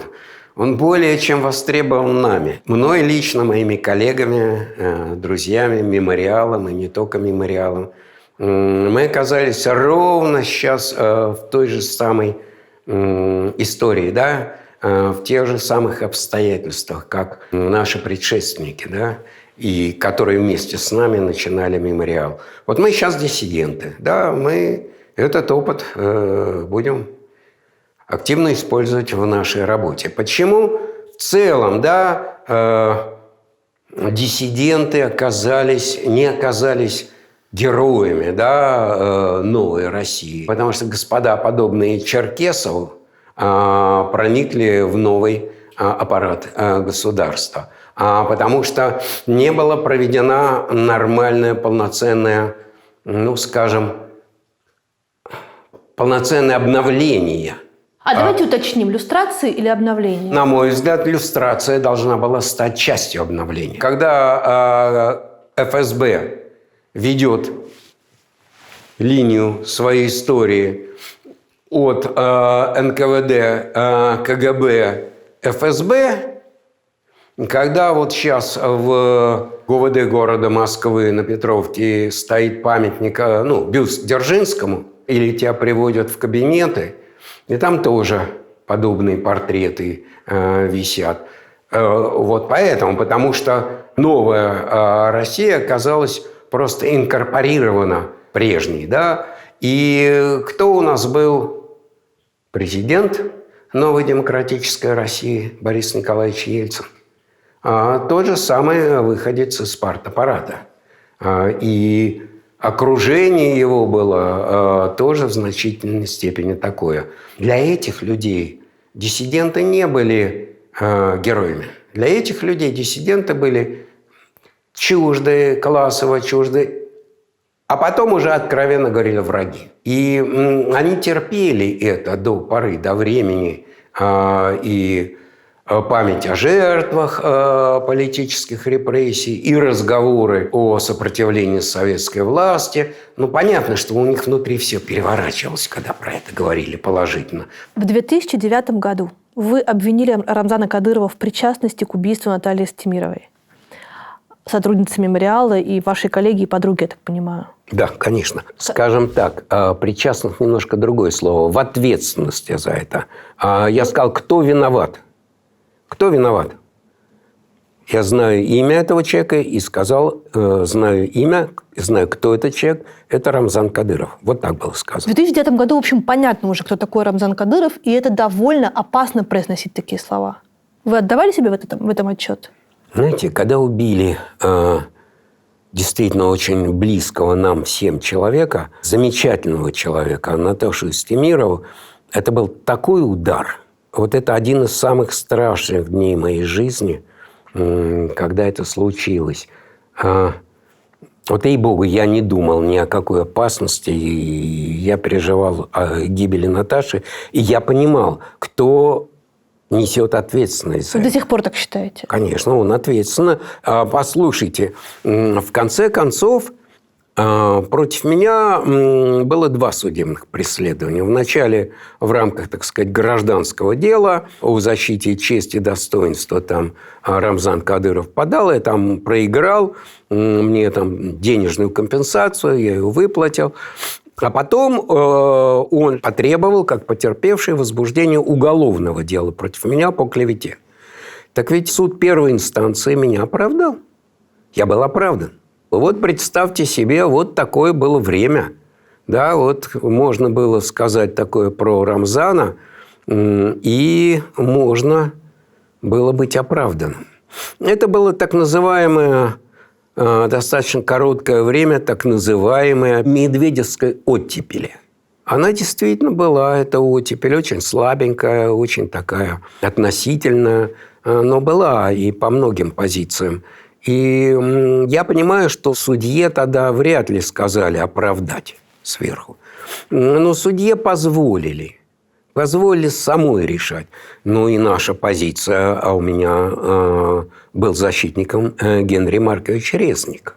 Наша позиция была настолько, видимо, юридически убедительна, что суд вынес правильное решение. Я был оправдан. Что произошло с Российским Кавказом за все те годы, что вы туда ездите? Я имею в виду с 90-х по сегодняшний момент. Сперва вы туда ездили, чтобы защищать чеченское, ингушское население, чтобы защищать их от бесчинств российской армии. Сейчас правозащитники, в общем, практически не могут проникнуть ни в Чечню, в Ингушетию могут. Да, в Ингушетии можем. И Путину все время докладывают о том, что в Чечне потрясающий порядок, и там все супер. Послушайте, у нас есть каналы, по которым мы получаем информацию из Чечни. Туда ездят адвокаты которых мы направляем, ну и многие другие формы работы. Поэтому нельзя сказать, что Чечня для нас такой черный ящик и в недоступности. Что произошло с Кавказом? В Чечне был создан тоталитарный режим. Да, была прекращена война. Вначале 2 страшные, совершенно ужасные войны. Потом террористическое подполье. Потом подполье методами государственного террора было подавлено. Но лекарство оказалось подчас, пожалуй, страшнее болезни. Потому что был создан тоталитарный режим Рамзана Кадырова. И это оказало страшное влияние на всю Россию. Какие-то вещи, отработанные в Чечне, происходят во всей России. У нас есть такой термин, мы мемориал используем, кадыризация России. Кадыризация. Да, она происходит, и это очень плохая история. Смотрите, а если на одну чашу весов положить чеченский тоталитаризм и 2 кровавые войны, одно другого не стоит? Я тут скажу следующее. Цепь преступлений безнаказанности, которая продлевается от Первой, Второй Чеченской войны к другим войнам, которые ведет Россия.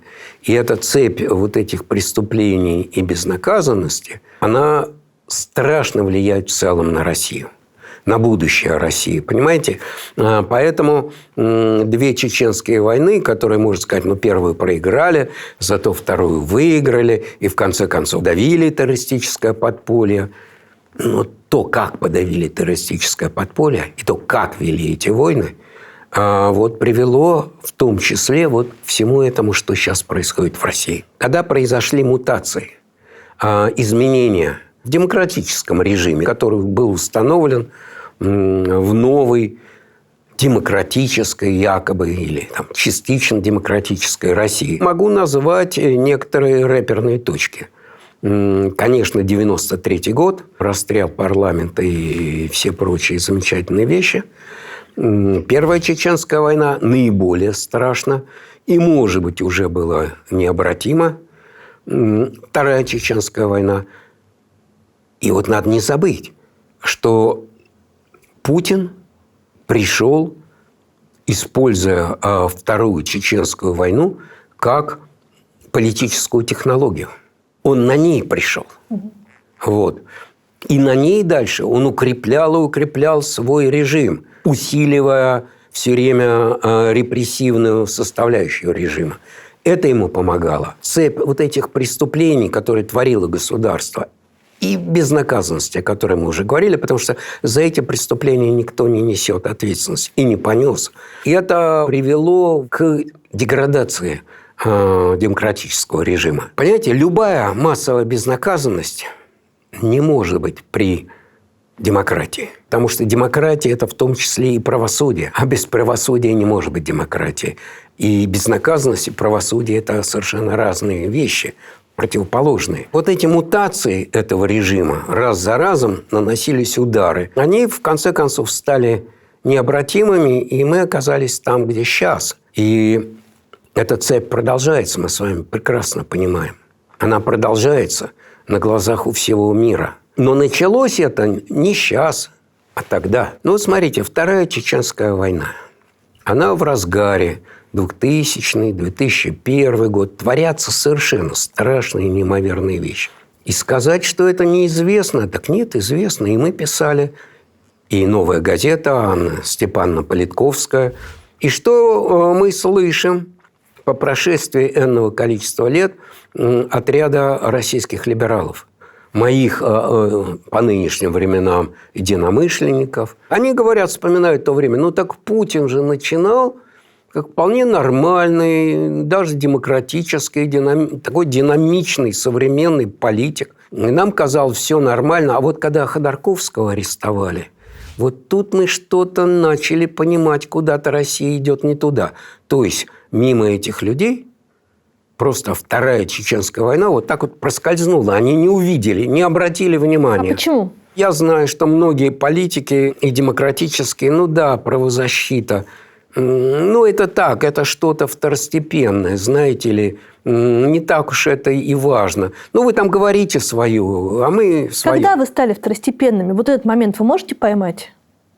Для некоторых политиков из-за демократического и либерального лагеря мы всегда были второстепенны. Ну, например, когда правозащитники начали говорить о том, что как совершалось все это в 93-м году, какой ментовской беспредел творился в Москве после подавления того, что они называли путчем, да, ну, красно-коричневый путч Рудского, Хасбулатова. Когда мы говорили об этом ментовском беспределе и пытались выяснить реально, а сколько же погибших было, это был совершенно вне тренда демократического, так сказать, политического движения. Зачем про это говорить?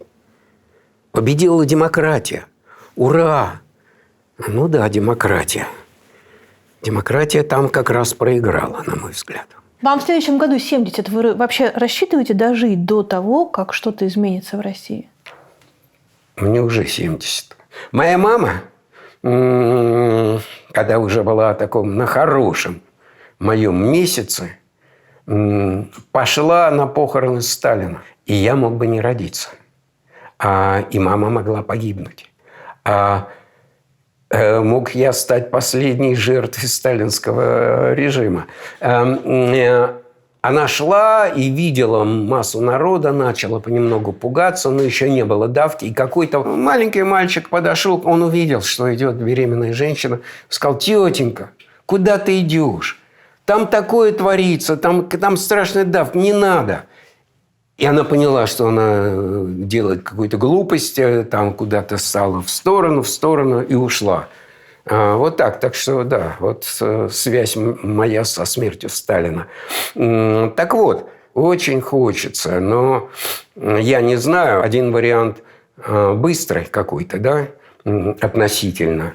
Другой вариант, Россия остается в этом состоянии на долгие годы, десятки лет, и стагнирует. Это будет долгое, медленное, противное, мерзкое загнивание страны.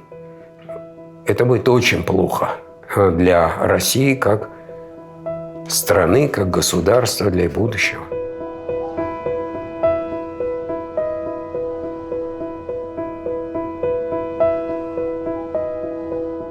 Вы можете вспомнить самый счастливый момент в своей жизни? Самый счастливый момент своей жизни? Могу. Я поймал вот такую форель-кумжу. Правда, наверное, минут 30-40 даже. Я ее водил. Она вокруг байдарки ходила. Я ее подтаскивал. Потом леска запуталась. Мне казалось, вот-вот она сейчас уйдет. Нет, ее поднял, в сачок закинул в байдарку, она там чуть байдарку, там ужасно, там такая кумжа, байдарка. Вот. Это был момент вот такого, знаете, незамутненного счастья. Я думала, вы скажете, как я бежал под флагом России в августе 91-го. Ну, что-нибудь такое, как мемориал открывали. Вы что-нибудь хотите такого? Нет, я ничего не хочу. Я спросила у вас про счастье. Милосердие или справедливость? Конечно, справедливость. Понимаете, милосердие – это важная вещь, это хорошая вещь, но это произвол. Для России нужны правила, по которым мы все живем. А что такое справедливость? Юстиция. Перевод слова «юстиция» с латыни – это справедливость. Вообще пора России быть не подростком, а взрослым человеком, образно говоря. Пора бы выстроить правила, одинаковые для всех, суды, законы. И все мы живем по этим правилам, которые соответствуют нормам права, а не произвола, как сейчас. И вот тут можно достроить милосердие. Вот на основе справедливости есть место милосердия, а не наоборот. Свобода или стабильность? Ложное противопоставление. Понимаете, свобода и стабильность, на мой взгляд, это две стороны одной и той же медали. Вот понимаете, стабильность – это, например, и отсутствие войны. Это отсутствие насилия. Это, так сказать, устойчивость отношений между странами. И я тут не буду вам никакой совершенно оригинален, я просто вспомню чужие слова Андрея Дмитриевича Сахарова, 1975 год. «Мир, прогресс и права человека». Да? То есть мир – стабильность, прогресс – развитие, права человека – свобода. Ничто из этих вещей нельзя достичь, одновременно не достигая другого. Правда или безопасность? Опять ложное противопоставление. А что такое правда? Да, для каждого своя правда. Я что, носитель правды? Да нет, я не претендую, и вы не носитель правды. А важна не правда, а важно движение к правде. Возможность обсуждать. У вас одна правда, у меня другая правда. Я уважаю вашу правду. Но должна быть возможность обсудить, что есть правда. Поэтому безопасность и стабильность, что более или менее одно и то же, можно достичь только вот если мы с вами будем свободно вести диалог о правде. Родина или истина? Истина, конечно. Почему? Потому что поиски истины – это не предательство Родины. Для меня вот Родина – это то, за что я отвечаю. Вот мне больно, да, когда там совершаются преступления. Но мне намного больнее, когда это совершаются преступления от имени моей Родины. Я люблю свою Родину, и мне очень больно, когда они совершаются. Поэтому, естественно, эту боль я буду нести, буду говорить ради своей Родины. Я буду говорить то, что я считаю истиной. Поможет ли это тому, чтобы кончилась война? Поможет, потому что капля камня точит, да? Если каждый говорит то, что он думает, и говорит правду, то все это сложится в какой-то поток, который раньше или позднее эти камни размоет, поточит. Но я исхожу из такого жизненного опыта. То есть мы с вами увидим другую Россию? Насчет «мы с вами» я не знаю, а вы увидите.